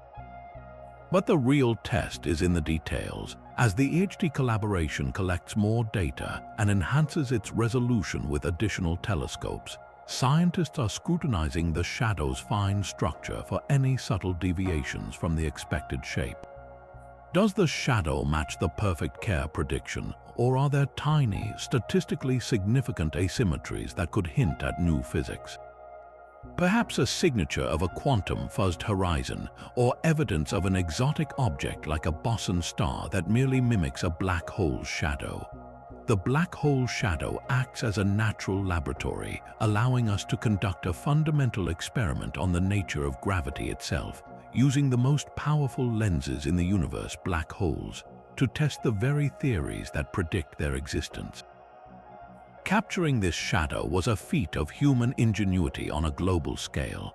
The Event Horizon Telescope is not a single instrument but a worldwide network of radio observatories, from the high deserts of Chile to the frigid plains of the South Pole.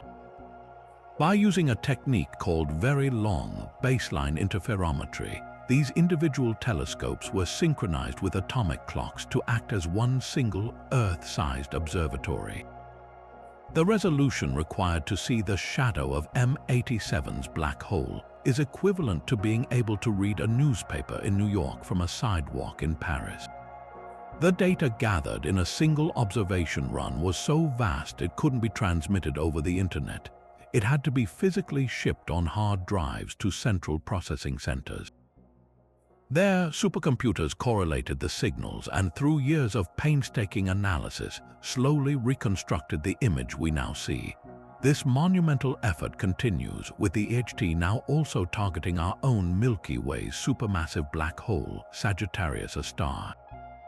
Each new image, each refined measurement of a shadow, brings us closer to answering some of the most profound questions in physics, proving that sometimes the most powerful truths about the universe are written not in light but in darkness. When we peer into the shadow of a black hole, we're not just looking at an object in space. We are staring directly at the one place in the universe where the two most successful and stubbornly incompatible theories in all of physics are forced to meet. General relativity, which masterfully describes the warping of space-time on cosmic scales, and quantum mechanics, which governs the probabilistic dance of the subatomic world, have been at an impasse for a century. They cannot both be the final word where gravity becomes infinite and space and time cease to have meaning at the singularity. Yet, it's precisely this violent incompatibility that makes black holes the ultimate testing ground, the only natural laboratory powerful enough to force a truce and reveal the unified theory of quantum gravity. The signals we are now learning to look for are not grand cosmic explosions, but the faintest of whispers, subtle fingerprints left on radiation and gravitational waves that could finally tell us if the fabric of reality is smooth and continuous, as Einstein believed, or if, at its very foundation, it is pixelated. One of the most promising places to search for these clues is in the final, evaporating sigh of the smallest black holes. Hawking radiation, as we've discussed, is that faint thermal glow. But if we could examine it with impossibly precise instruments, its spectrum might not be perfectly smooth. The current model treats space around the horizon as a continuous backdrop, leading to the prediction of a featureless heat glow. However, theories like loop quantum gravity propose that space itself is not infinitely divisible. Instead, it is woven from a fabric of tiny, finite loops, a structure often visualized as a spin foam. In this pixelated universe, there is a smallest possible unit of area and volume, much like how a digital photograph is made of individual pixels. This fundamental granularity would impose a subtle filter on the Hawking radiation process. The emission of particles would not be entirely random. It would be slightly modified, imprinted with a specific, non-thermal pattern that reflects the underlying discrete structure of spacetime. Detecting this deviation from perfect thermal blackbody radiation would be like discovering that the smooth sound of a waterfall is actually composed of distinct digital clicks, a direct message that space itself is quantized. Similarly, string theory, another leading candidate for a theory of everything, suggests that the fundamental constituents of reality are not point particles but incredibly tiny, vibrating strings. The different vibrational modes of these strings give rise to all the particles and forces we observe.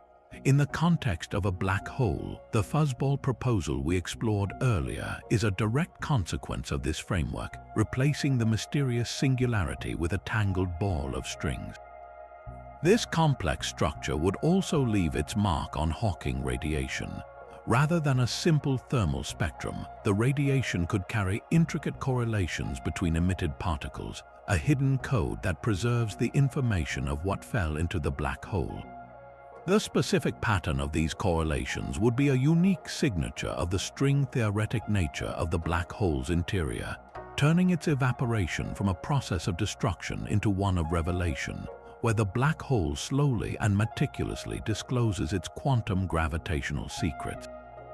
Beyond the patient analysis of evaporating black holes, a more dynamic and immediate signal could be hidden within the gravitational waves from black hole mergers. When two black holes collide and merge, the final object rings like a struck bell, vibrating in specific quasi-normal modes before settling into silence. In Einstein's smooth, classical universe, these frequencies form a continuous spectrum. But if spacetime is fundamentally granular, this ringing might have a very different character. The possible vibrational frequencies of the black hole could be quantized. Imagine the difference between running a wet finger around the rim of a perfect, smooth wine glass, which produces a continuous range of tones, and striking a xylophone which can only produce specific, discrete notes. A pixelated spacetime would act more like the xylophone, future generations of gravitational wave detectors with vastly improved sensitivity might be able to discern this discreteness in the ring-down signal. Instead of a smooth fade, they might detect that the black hole's vibration jumps between distinct, separate frequencies, a direct observation that the fabric of spacetime itself has a minimum size, that the universe is, in a very real sense, composed of fundamental pixels. The quest to find these signals is driving the design of a new era of astronomical observatories. While our current detectors like LIGO and Virgo have opened the gravitational wave window, they lack the precision to see these quantum gravitational effects. The planned space-based detector LISA, a trio of satellites that will form a 1,000,000-kilometer-wide interferometer in solar orbit, will be sensitive to the mergers of supermassive black holes. These colossal events produce gravitational waves with frequencies and amplitudes that could make them ideal for probing the ring-down phase with unprecedented detail. Furthermore, physicists are designing tabletop experiments to simulate black hole horizons using analog systems like Bose-Einstein condensates or carefully arranged magnetic fields. In these controlled laboratory settings, they can recreate the conditions that give rise to Hawking radiation and study its properties, searching for the telltale signs of underlying discreteness that would point the way toward a full theory of quantum gravity in the real cosmos. Discovering such a signal would represent a paradigm shift in our understanding of reality, as profound as the Copernican revolution or the discovery of quantum mechanics itself. It would mean that the intuitive, continuous space of our everyday experience is an illusion that emerges from a vast network of discrete quantum mechanical connections. The implications would ripple through cosmology, potentially explaining what happened at the very moment of the Big Bang, where a quantum theory of gravity is essential. It could reveal the true nature of the singularity, showing that it is not a point of infinite density but a transition to a new state of quantum spacetime, as suggested by loop quantum cosmology's Big Bounce. The search for these quantum gravity signals is more than a technical challenge. It is a philosophical journey to the very bedrock of existence, a quest to read the source code of universe written in the most extreme language imaginable, the language of the black hole's edge. Now, let's pivot from the quantum structure of spacetime to one of the grandest puzzles in all of cosmology, the baffling acceleration of the universe's expansion. For decades, the leading explanation for this cosmic speed-up has been a mysterious, repulsive force known as dark energy, a term that represents a profound gap in our understanding. But what if the key to this colossal mystery isn't hidden in the vast, empty voids between galaxies, but is instead intimately tied to the most exotic objects within them? This brings us to a provocative and controversial new hypothesis that directly links the nature of dark energy to the enigmatic interiors of black holes. The idea dares to connect the physics of the infinitely large with the physics of the infinitely dense, suggesting that the energy contained within the vacuum of a black hole, the very same quantum vacuum that gives rise to Hawking radiation, might be the cosmic fuel driving the universe apart. To grasp this radical connection, we first need to reframe our understanding of what a black hole truly is. According to the conventional view born from general relativity, a black hole is a near-perfect vacuum, a region of empty spacetime dramatically warped by a central singularity. But through the lens of quantum field theory, this empty interior is anything but vacant. It is a seething, dynamic medium filled with fluctuating quantum fields. The immense gravitational pull of the black hole confines these fields, pressurizing this quantum vacuum in a way that is utterly unique in the cosmos. The core of this new hypothesis proposes that this pressurized vacuum state inside a black hole possesses a kind of negative pressure, a repulsive gravitational effect. This is eerily similar to the proposed property of dark energy, which also acts with negative pressure, pushing spacetime apart rather than pulling it together. In this view, every black hole is not just a consumer of matter, but a potent source of repulsive gravitational influence, a tiny engine of cosmic expansion sealed within an event horizon. The mechanism behind this is deeply tied to the concept of vacuum energy. In quantum physics, empty space is not passive. It has a baseline energy density, often called the cosmological constant. The problem is that when physicists try to calculate this value from first principles, the result is outrageously large, over 120 orders of magnitude greater than what we observe from the universe's expansion. This is known as the cosmological constant problem, and it's one of the most embarrassing failures in modern theoretical physics. The black hole dark energy hypothesis offers a potential way out. It suggests that the true, large value of vacuum energy is the default everywhere, but its gravitational effect is normally invisible, locked away and neutralized in some way. However, inside a black hole, the story changes. The unique conditions there, the intense gravity and the causal separation provided by the event horizon, might allow this latent vacuum energy to become activated gravitationally. The black hole's interior could act as a special container where the vacuum's repulsive nature is unleashed, contributing its negative pressure to the overall budget of dark energy in the universe. The more black holes there are, and the more they grow by feeding, the more this repulsive power accumulates on a cosmic scale. The observational implications of this idea are staggering. It would mean that the accelerated expansion of the universe is not a fundamental property of empty space itself, but an emergent phenomenon driven by the collective contribution of all the black holes scattered across galaxies. As the universe ages and black holes grow larger through mergers and accretion, the total volume of their repulsive interiors would increase. This could naturally explain why the universe's expansion was slower in the distant past and only began accelerating about 5 billion years ago.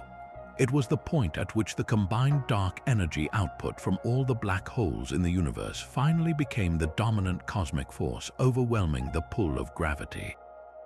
This provides a dynamic, evolving explanation for dark energy, in contrast to the standard model where it is a static, unchanging constant. To test this, astronomers could look for a correlation between the measured value of dark energy and the total mass locked away in supermassive black holes throughout cosmic history. If the two are linked, then in epochs when black holes were more active and gluttonous, the acceleration of the universe should have been subtly different. This hypothesis, while breathtaking, is fiercely debated within the cosmology community.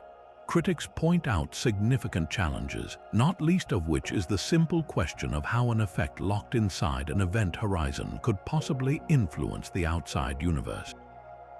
General relativity famously tells us that whatever happens inside a black hole stays inside the black hole. Its interior is causally disconnected from the rest of the cosmos. For this idea to work, it requires a subtle but profound modification of Einstein's theory, or a deeper quantum connection that allows information about the interior state to gravitationally influence the exterior. Furthermore, the calculations involved are immensely complex, and other physicists have proposed alternative interpretations, suggesting that the correlation might be coincidental or that other, more conventional forms of matter could be mimicking the signal. The debate is a healthy and necessary part of the scientific process, forcing theorists to sharpen their ideas and find concrete, testable predictions that can be verified or falsified with future data. Ultimately, the power of this black hole dark energy link lies not in its immediate acceptance, but in the profound shift in perspective it represents. For a century, we have treated the universe's contents and its container as separate things. Matter and energy exist within space-time. This new idea suggests a far more intimate and intricate relationship. It proposes that the most massive compact objects in the universe are not merely inhabitants of the cosmic stage. They are active participants in shaping the stage itself.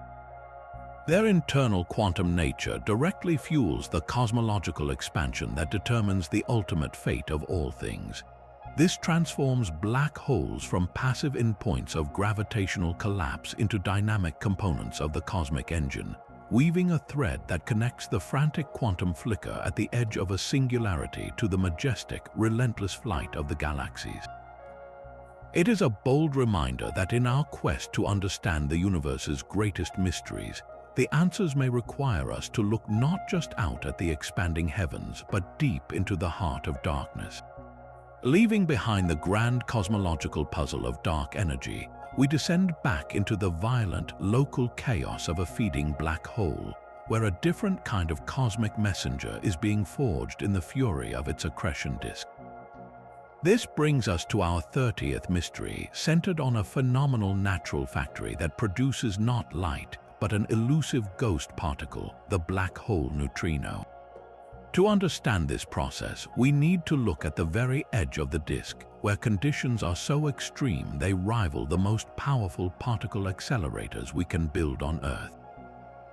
The accretion disk is not just a source of light, it is a maelstrom of magnetic fields, twisted and amplified by the ionized plasma swirling at near light speeds. These fields don't just help launch jets, they act as colossal, natural slingshots for individual protons woven throughout the gas. A proton caught in this magnetic turmoil can be whipped around, gaining a tremendous amount of energy with each pass, much like a ball bearing being accelerated in a massive electromagnetic pinball machine. These protons can reach energies millions of times greater than what we can achieve in our largest human-built collider, becoming what are known as ultra-high-energy cosmic rays. Now, imagine one of these energized protons, a tiny subatomic bullet traveling at a fantastic fraction of light speed, suddenly colliding with another proton or a photon of light within the dense, hot inner disk. The impact is cataclysmic on a microscopic scale. The immense kinetic energy of the collision is instantly converted into mass, blooming into a shower of new, short-lived particles, including pions. It is the fate of these pions that unlocks our ghostly signal. Neutral pions rapidly decay into bursts of gamma rays, but the charged pions decay in a chain reaction that ultimately produces, among other things, electrons and neutrinos. The neutrinos are the key. Born from the heart of this violent particle collision, they immediately flee the scene, possessing no electric charge and only the faintest whisper of mass. This makes them the ultimate escape artists. They can pass through the entire density of the accretion disk, traverse the intense magnetic fields, and exit the gravitational grip of the black hole itself without being deflected, absorbed, or even noticeably slowed. While light and matter are trapped or thrown into chaos, these neutrinos stream outward in a straight line, carrying a pristine, unaltered message about the cataclysmic event that created them. This direct lineage makes neutrinos the perfect cosmic messengers for peering into places our telescopes cannot see. For decades, astronomers have detected ultra-high-energy cosmic rays from deep space, but these charged particles are bent and scrambled by the magnetic fields that fill the space between galaxies. By the time they reach us, their paths are hopelessly tangled, making it impossible to trace them back to their source. It's like trying to find the origin of a leaf caught in a hurricane by looking at where it finally landed. Neutrinos solve this problem. Because they barely interact with anything and are electrically neutral, they travel across the universe in a perfect, straight line from their point of origin. If we can catch one of these neutrinos and determine its energy and direction, we can literally point back along its path through intergalactic space, through the dust and gas of its host galaxy, and directly into the energetic engine that created it. A high-energy neutrino arriving at Earth is a cosmic subpoena, a demand to look at a specific point in the sky because something incredibly violent is happening there. The monumental task of catching these celestial ghosts falls to some of the most unusual observatories on the planet, with the Ice Cube Neutrino Observatory at the South Pole standing as a prime example. Ice cube is not a traditional telescope with mirrors and lenses. It is a colossal detector buried deep within a cubic kilometer of pristine Antarctic ice. This vast volume of ice acts as both a target and a detector.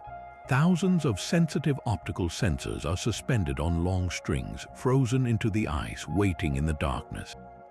On the incredibly rare occasion that a high-energy neutrino from a distant black hole travels through the Earth and happens to collide with an atom of ice deep inside the detector, the collision produces a secondary particle called a muon.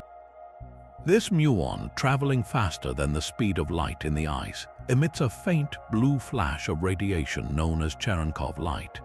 It is this fleeting, ethereal blue glow that the SENSOR's Chinese letter, allowing physicists to reconstruct the neutrino's energy and, crucially, the direction from which it came. It is astronomy, but instead of collecting light, we are catching the faint afterglow of a ghostly particle's single, violent interaction.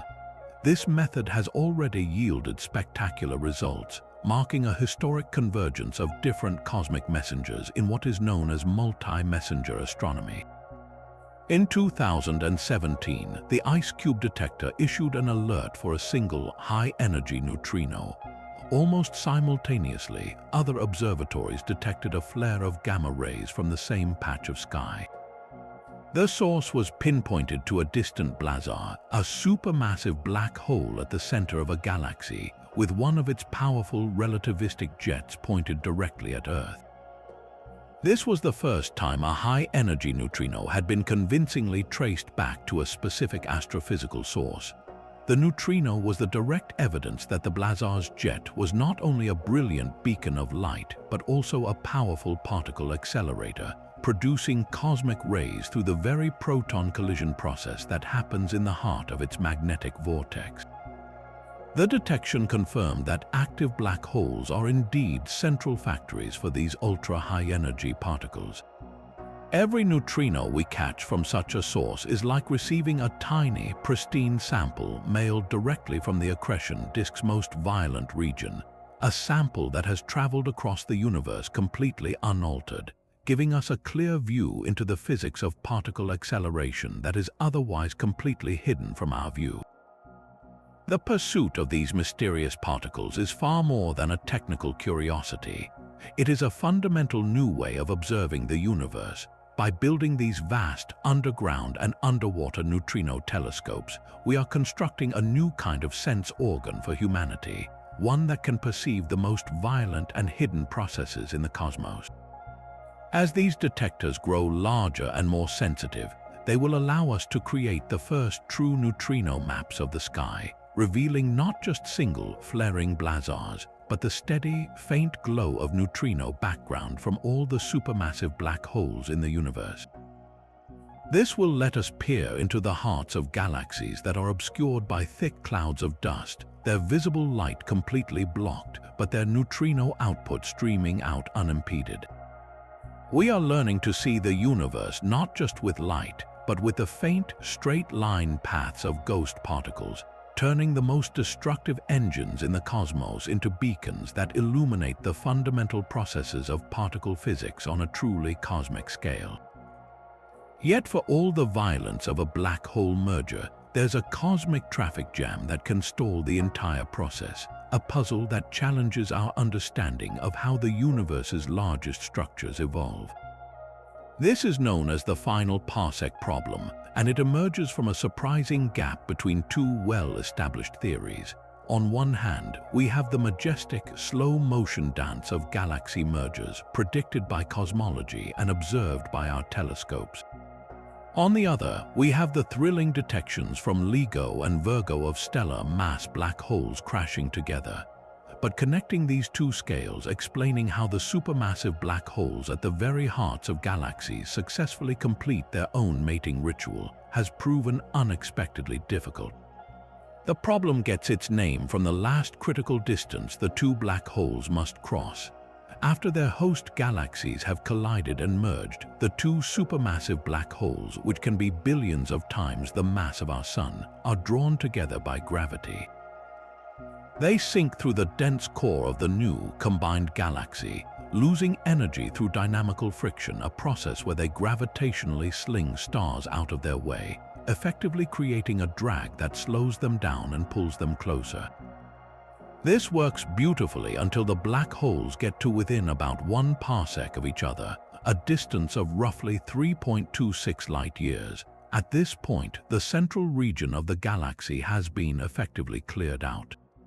There are simply not enough stars left for the black holes to interact with to continue losing orbital energy. They enter a stable, binary orbit, forever circling each other at a distance, unable to get close enough for gravitational wave emission to take over and drive them to a final, crashing merger. It's a cosmic standoff, a gravitational gridlock that, if it couldn't be broken, would leave the universe littered with stalled supermassive black hole binaries, a population that our observations have so far failed to conclusively find. The core of the dilemma lies in the different timescales involved. Gravitational waves are exceptionally efficient at bleeding away orbital energy when two massive objects are extremely close, but they are utterly negligible at separations of a parsec. For two supermassive black holes stranded at this distance, the time it would take for gravitational waves alone to bring them together could be longer than the current age of the universe. Since we see evidence of merged galaxies and have strong theoretical reasons to believe their black holes do merge, nature must possess a more efficient mechanism to solve this final parsec problem and push these cosmic giants across the finish line. One of the most compelling solutions involves inviting a third dancer to the party. If another sizable object, perhaps a third supermassive black hole from a subsequent galaxy merger, or a particularly massive star cluster, wanders into the binary's gravitational sphere of influence, a gravitational slingshot can occur. This is the dynamics of a three-body interaction. The intruder can gravitationally interact with the binary pair in a complex dance, often being violently ejected from the system at high speed. In the process, it carries away orbital energy, causing the central binary black holes to sink closer together. Repeated encounters like this can gradually tighten the binary's orbit over millions of years, shrinking the separation until the black holes are finally close enough for gravitational waves to become the dominant force and seal their fate in a final, universe-shaking ripple. Another powerful solution brings us back to the chaotic environment of the galactic center itself. While stars may be scarce in the immediate vicinity of the stalled binary, vast reservoirs of gas often remain, funneled inward by the ongoing galactic merger. This gas doesn't just sit idly by, it can form a massive, swirling circumbinary disk that surrounds the two black holes. As the black holes orbit within this gaseous disk, they plow through it, creating spiral density waves, gravitational wake-like patterns that exert a drag force much like wading through water. This hydrodynamical friction efficiently saps their orbital energy. Even more effectively, the black holes can interact with individual massive clumps of gas within this disk. A process known as gravitational torquing allows the binary to transfer its angular momentum to the circumbinary disk, causing the disk to expand outward while the black holes spiral inward. The gas acts as a cosmic mediator, a negotiator that facilitates the exchange of momentum and enables the final approach. In some extreme scenarios, if the disk is massive and dense enough, the black holes can even open up individual gaps in the gas, much like a planet in a protoplanetary disk, and these gaps can dynamically interact to drive the binary toward merger far more quickly than any stellar process could. The resolution of the final parsec problem is not merely an academic exercise. It is fundamental to our ability to hear the low-frequency gravitational wave symphony of the universe. Supermassive black hole binaries are the prime targets for future space-based observatories like the Laser Interferometer Space Antenna, or LISA. This planned constellation of satellites will be sensitive to the gravitational waves emitted by these colossal systems as they spiral together in the final millennia before collision. However, the number, the masses, and the specific orbital characteristics of the binaries LISA will detect depend entirely on which solutions to the final parsec problem are most efficient in nature. If three-body interactions with stars are the primary driver, we might expect a certain distribution of binary eccentricities. If gas dynamics dominate, the signal could look different. By matching LISA future observations with predictions from these various models, we will be able to perform a cosmic audit, determining the precise mechanisms that govern the late-stage evolution of galaxies. This turns the final parsec from a theoretical headache into a crucial piece of the puzzle, a bottleneck whose solution dictates the population of gravitational wave sources that will dominate the low-frequency gravitational sky. Understanding how black holes navigate this last cosmic mile is the key to unlocking a hidden chapter of galactic history, one written not in light but in the subtle vibrations of spacetime itself. The last stellar scream before the eternal silence, a tidal disruption event, is one of the most violent and luminous spectacles in the modern cosmos. It begins with a star, much like our own sun, living out its life in the quiet outskirts of a galaxy. Through a random gravitational nudge, perhaps from a passing star or the subtle influence of a binary companion, its orbit is perturbed, sending it on a fateful, elliptical path that swings perilously close to the supermassive black hole slumbering at the galactic center. As the star approaches, it crosses a critical boundary known as the tidal radius.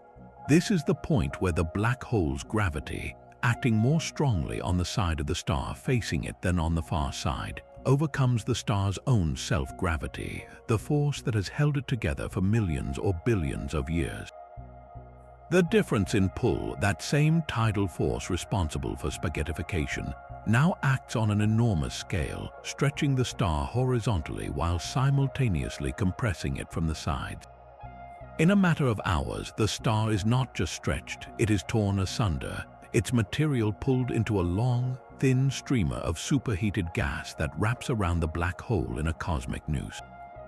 This is the moment of disruption, the shredding of an entire sun by the unrelenting grip of gravity.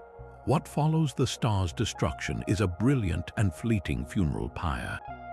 The stream of stellar debris doesn't just vanish instantly. About half of it is ejected from the system entirely, flung away on hyperbolic orbits, lost to the void.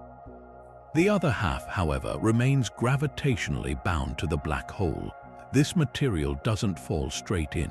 Conservation of angular momentum ensures that the gas parcels, all on slightly different orbits, begin to collide with each other. They circularize, forming a vast, temporary accretion disk that orbits the black hole at a fraction of the speed of light. The collisions within this disk generate immense friction and shock waves, heating the gas to temperatures of hundreds of thousands of degrees. This newly formed, extraordinarily hot disk then begins to drain into the black hole, and as it does, it unleashes a colossal flare of radiation that can outshine every star in its host galaxy combined for several months. This is the observable signature of the TD, a sudden, bright beacon appearing in an otherwise quiet galactic nucleus, a flare that peaks in the ultraviolet and X-ray parts of the spectrum, signaling the violent death of a star and the subsequent feast of a hidden monster. For astronomers, these brilliant flares are more than just a light show.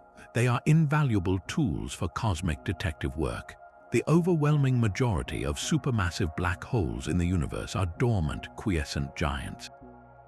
Without an active accretion disk to glow brightly, they are effectively invisible, their presence only inferred by their gravitational influence on the stars orbiting them.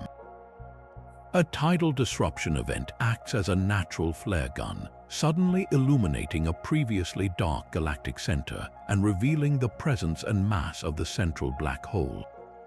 The properties of the light curve, how quickly the flare rises to its peak and how slowly it fades away, are directly tied to the mass of the black hole. A more massive black hole has a larger tidal radius, disrupting a star further out, which leads to a longer time for the debris to fall back and accrete, resulting in a slower evolving, longer-lasting flare. By carefully monitoring the brightness of a TD over time, scientists can effectively weigh the black hole that caused it, taking a census of these hidden giants throughout the universe. Furthermore, these events provide a unique and pristine laboratory for studying the physics of accretion in real time. Unlike the persistent, complex accretion disks around actively feeding black holes, which can be millions of years old, a TD disk is a fresh, transient event. Astronomers get to watch the entire life cycle of an accretion disk unfold from its violent birth to its eventual dissipation over a period of months or years. This allows them to test fundamental theories about how matter behaves under extreme gravity, how magnetic fields are generated and amplified in these disks, and how relativistic jets can sometimes be launched in the aftermath of the disruption. Some TDs are jetted, meaning a significant portion of the energy is focused into narrow beams, while others are quiescent, with their energy radiating away more isotropically. Understanding what triggers these different outcomes helps refine our models of how black holes interact with their environment. Each tidal disruption event is a unique experiment, orchestrated by nature itself, that allows us to peer into the fundamental processes that power the most energetic objects in the universe, all from the safe vantage point of telescopes millions of light years away. But what if we could bring the immense, untestable physics of a black hole's edge down to a tabletop here on Earth? This brings us to a revolutionary convergence of two of the most complex fields in modern science, where the mysterious realm of quantum gravity is being probed not with giant telescopes, but with some of the most advanced machines ever built by humanity. We are entering the era of quantum supremacy in black hole simulation, a field where scientists are not just calculating what might happen at an event horizon, but are actively recreating its essential quantum behavior in controlled laboratory experiments.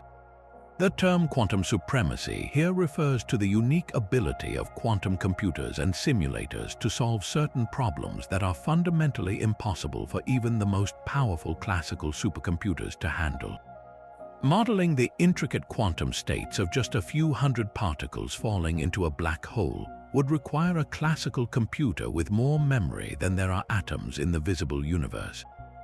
It's not a question of processing speed, it's a fundamental limitation of how classical bits represent information as either a 0 or a 1. The quantum world, with its superpositions and entanglements, requires a different kind of processor altogether. This is where quantum simulators come into play. Unlike general-purpose quantum computers, which aim to be programmable for any task, a quantum simulator is a specialized device designed to mimic a specific quantum system, in this case, the conditions near a black hole's event horizon. Researchers have developed brilliant analogies to create these lab-scale horizons. One of the most successful approaches uses a precisely controlled flow of ultra-cold atoms, chilled to a fraction of a degree above absolute zero to form a Bose-Einstein condensate. In this state, the atoms lose their individual identities and behave as a single quantum fluid. By carefully manipulating this fluid with lasers, scientists can create a flow that mimics the behavior of space-time around a black hole. They establish a sonic event horizon where one region of the fluid flows faster than the speed of sound in that medium. Just as light cannot escape a gravitational event horizon, a sound wave in this fluid cannot propagate upstream against a flow that exceeds the sonic speed. This creates a perfect analog, a dumb hole, where the properties of Hawking radiation can be studied in a system governed by the same underlying mathematical principles as its gravitational counterpart. And the results have been nothing short of breathtaking. In these laboratory black holes, researchers have indeed detected the analog of Hawking radiation, a thermal glow of phonons, the quantum particles of sound emerging from the sonic horizon. This confirms the stunning universality of the effect.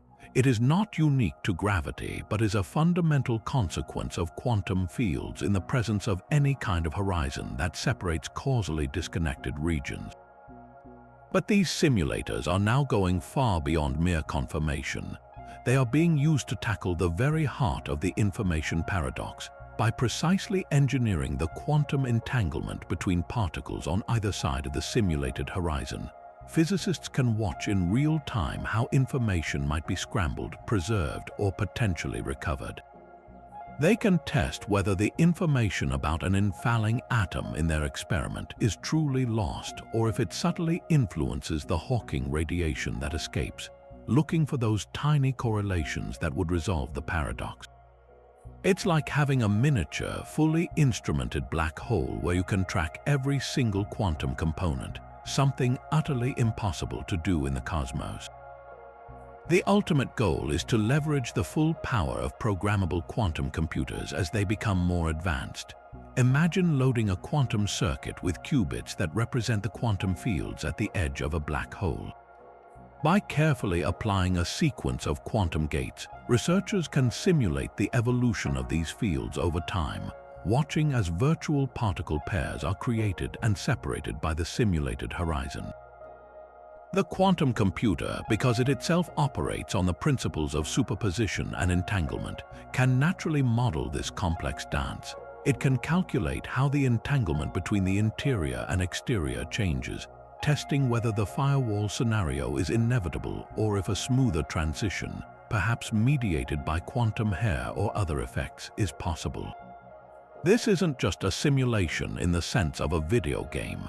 It is a physical realization of the quantum gravitational system, allowing us to run experiments that the universe performs only in the most inaccessible places, giving us a direct window into the physics that governs the edge of reality.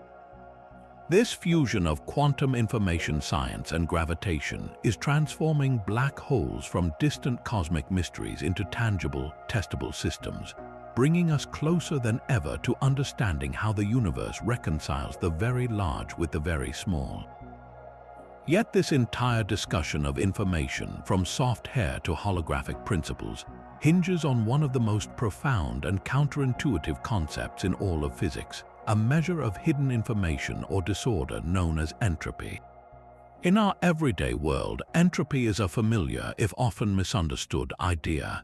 Think of a child's bedroom. When it's tidy, with every toy in its designated bin, we say it has low entropy. It's a highly ordered state with very few ways to arrange the room that still qualify as clean.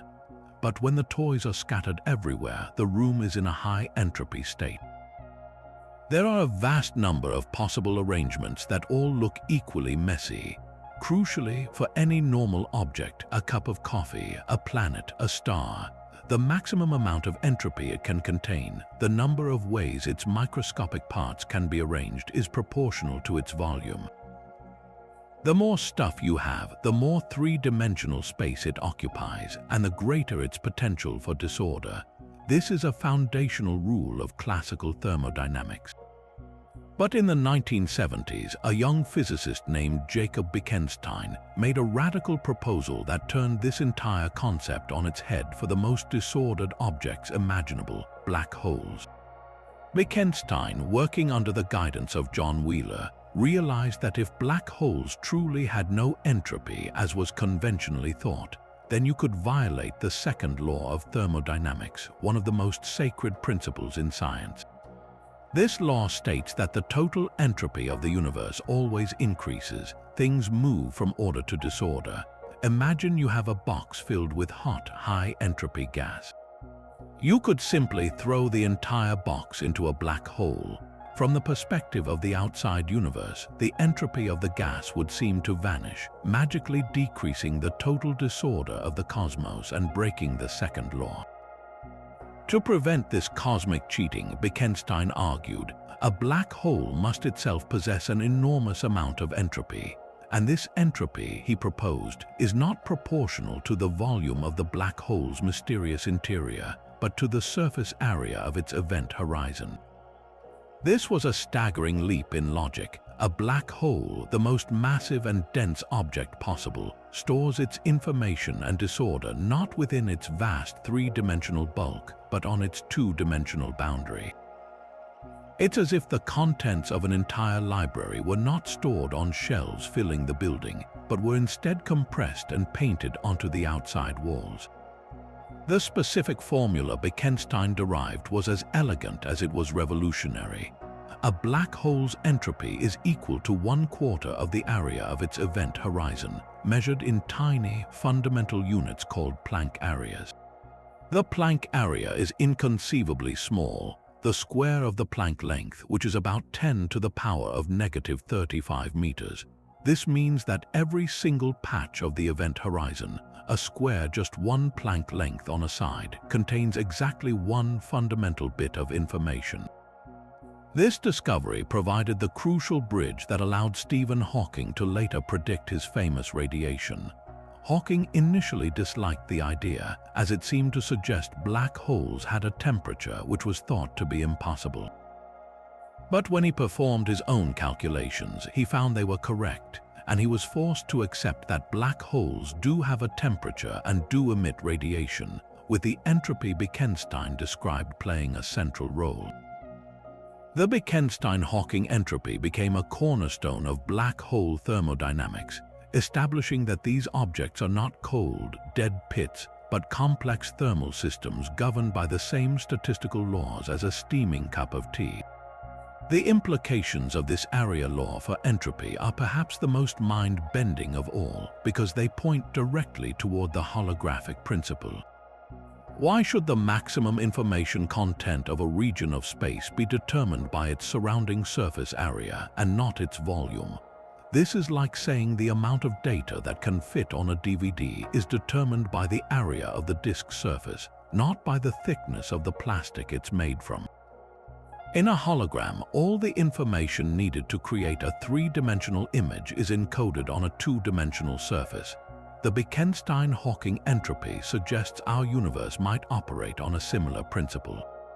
The 3-dimensional reality we experience, with its stars, planets, and people, may be a projection, a holographic illusion generated from a vast network of information stored on a 2-dimensional surface at the boundary of the universe. A black hole is simply the clearest and most extreme example of this rule, a cosmic object that wears its information on its sleeve, or more accurately, on its horizon. This profound link between information, entropy, and geometry makes black holes the ultimate testing ground for any candidate theory of quantum gravity. Both string theory and loop quantum gravity, the two leading approaches, must be able to reproduce the Bekenstein-Hawking formula from first principles. In string theory, this is achieved by counting the microscopic quantum states of the strings and branes that make up a black hole's interior, a calculation that successfully yields the correct horizon area. In loop quantum gravity, it comes from counting the possible intersections of spacetime's fundamental woven loops at the event horizon. The fact that these vastly different approaches can both arrive at the same result is a powerful sign that they are on the right track. The enigma of black hole entropy is no longer just a curious fact. It is a guiding light, a fundamental clue written in the language of thermodynamics that is forcing us to rewrite our understanding of reality itself, suggesting that the universe is not what it appears to be, and that the key to its deepest secrets lies not in the volume of space, but in the information painted on its surface. And so we reach the precipice of our journey, the final and most speculative of our 35 mysteries, a concept that stretches the fabric of reality to its absolute breaking point. This is the breathtaking idea that black holes are not endpoints but beginnings, that within the heart of a singularity crushed beyond all known physics, a new universe can be born, and that our entire cosmic home might itself be the progeny of a black hole in a long-vanished parent cosmos. This is the black hole as a multiverse portal, a cosmic seed giving rise to an entirely new branch of existence. To even approach this idea, we must venture beyond the event horizon and confront the singularity itself. In the standard picture, this is a point of infinite density where the equations of general relativity break down and our understanding of physics simply ends. But what if that end is not a wall but a doorway, The theory proposes that the extreme conditions within a collapsing black hole, the unimaginable density, and the violent rejection of the classical laws could provide the exact trigger needed to initiate a new inflationary expansion, a new Big Bang, but in a space-time continuum that is completely disconnected from our own. The singularity doesn't just sit there, it rebounds, erupting outward into a new set of dimensions, creating a universe whose fundamental laws and constants might be entirely different from the one that gave it birth. This leads to a staggering vision of reality known as the multiverse, but with a fascinating and deeply personal twist. If every black hole in our universe is a potential gateway to a new cosmos, then our own universe might not be the first and only one. We could be part of an endless branching tree of universes, a cosmic fractal where each black hole is a bud giving rise to a new branch. This idea, sometimes called cosmological natural selection, suggests a form of cosmic evolution. Universes that produce more black holes would, by definition, spawn more offspring universes. Over countless generations, the laws of physics in these universes would naturally tend to favor the formation of black holes. This could provide an elegant, non-theological explanation for one of the greatest puzzles in science: why our universe seems so finely tuned for life. The constants of nature, the strength of gravity, the mass of an electron, the force that binds atoms appear to be perfectly calibrated to allow for stars, planets, and ultimately, observers like us. If these constants were even slightly different, life as we know it would be impossible. In the multiverse scenario, we simply find ourselves in one of the rare, fertile branches of the cosmic tree, a universe whose inherited laws just happen to be right for complexity and consciousness to emerge. We are not the purpose of the cosmos, but we are a possible and beautiful outcome of its prolific, universe-generating nature. The most profound implication of this idea is that it offers a potential answer to the haunting question of what happened before the Big Bang. In the standard cosmological model, this question is considered meaningless because time itself began at that moment.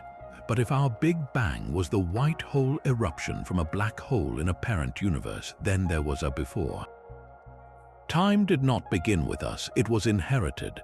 Our entire cosmic history, from the first flash of light to the formation of galaxies and the evolution of life, is just an event unfolding within a much larger meta-reality. The parent universe has its own timeline, its own history, and its own laws.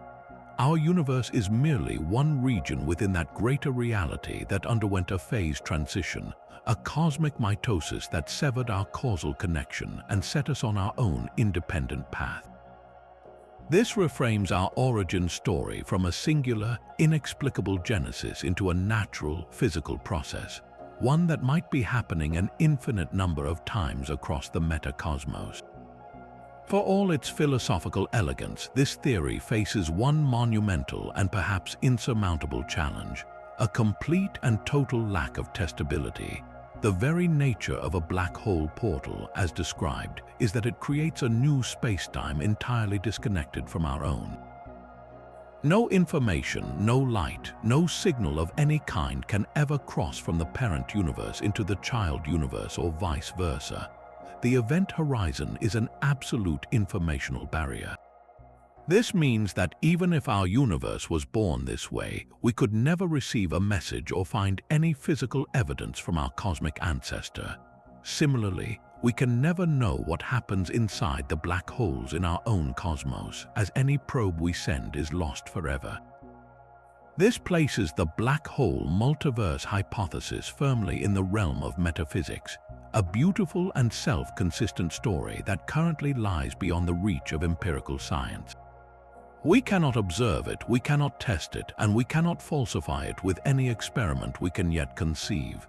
And yet, the power of this idea is not in its testability, but in its profound capacity to re-enchant our view of the cosmos. It transforms black holes from monstrous celestial garbage disposals into cosmic wombs, from symbols of ultimate destruction into engines of eternal creation.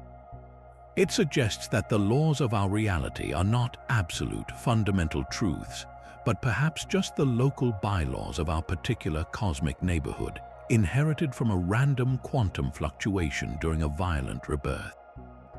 This perspective instills a deep sense of humility and wonder.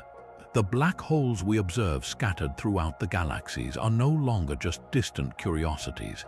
They are potential entire worlds in the making, each one a universe factory operating in silence and secrecy. As we stand here looking up at the night sky, we are not just looking at points of light. We are gazing upon a forest of cosmic seeds, each one holding the potential for a reality as vast and complex as our own. A silent, majestic cycle of death and rebirth playing out on the grandest possible stage. And so, our voyage to the precipice of reality concludes. A journey through 35 of the most bewildering and beautiful phenomena theorized to exist at the edge of black holes. We began with the ghostly whisper of Hawking radiation, a quantum leak that challenges a black hole's permanence, and ventured through the cosmic shredder of spaghettification, witnessing the raw power of tidal forces. We stood before the paradoxical firewall, debated the soft hair that might encode information, and peered into the distorted rainbows of gravitational lensing. We explored the theoretical tunnels of wormholes, the explosive potential of the black hole bomb, and the chilling time dilation that turns a plunge into an exile to the far future. We've seen them as particle accelerators, as seeds for new universes, and as the possible missing piece of the dark matter puzzle. From the solid predictions of general relativity to the speculative shores of the holographic principle and multiverse cosmology, this exploration has revealed one unifying truth: black holes are far more than simple cosmic vacuum cleaners. They are active, dynamic, and profoundly complex engines, sitting at the ultimate crossroads of physics. It is here that the colossal force of gravity, the spooky rules of quantum mechanics, and the fundamental laws of thermodynamics collide, forcing a confrontation that may ultimately rewrite our understanding of reality itself. These celestial titans are not the end of the story, but rather the key, the natural laboratory where the universe conducts its most extreme experiments. Every mystery solved unveils a deeper layer of questions, pushing the frontier of human knowledge ever forward. This conversation is far from over, and your curiosity is a vital part of it. Which of these 35 mysteries captured your imagination the most? Was it the potential for wormhole travel, the existential threat of a firewall, or the mind-bending idea that our entire universe could be the interior of a black hole? Let us know in the comments below, and don't forget to subscribe as we continue to explore the final frontier of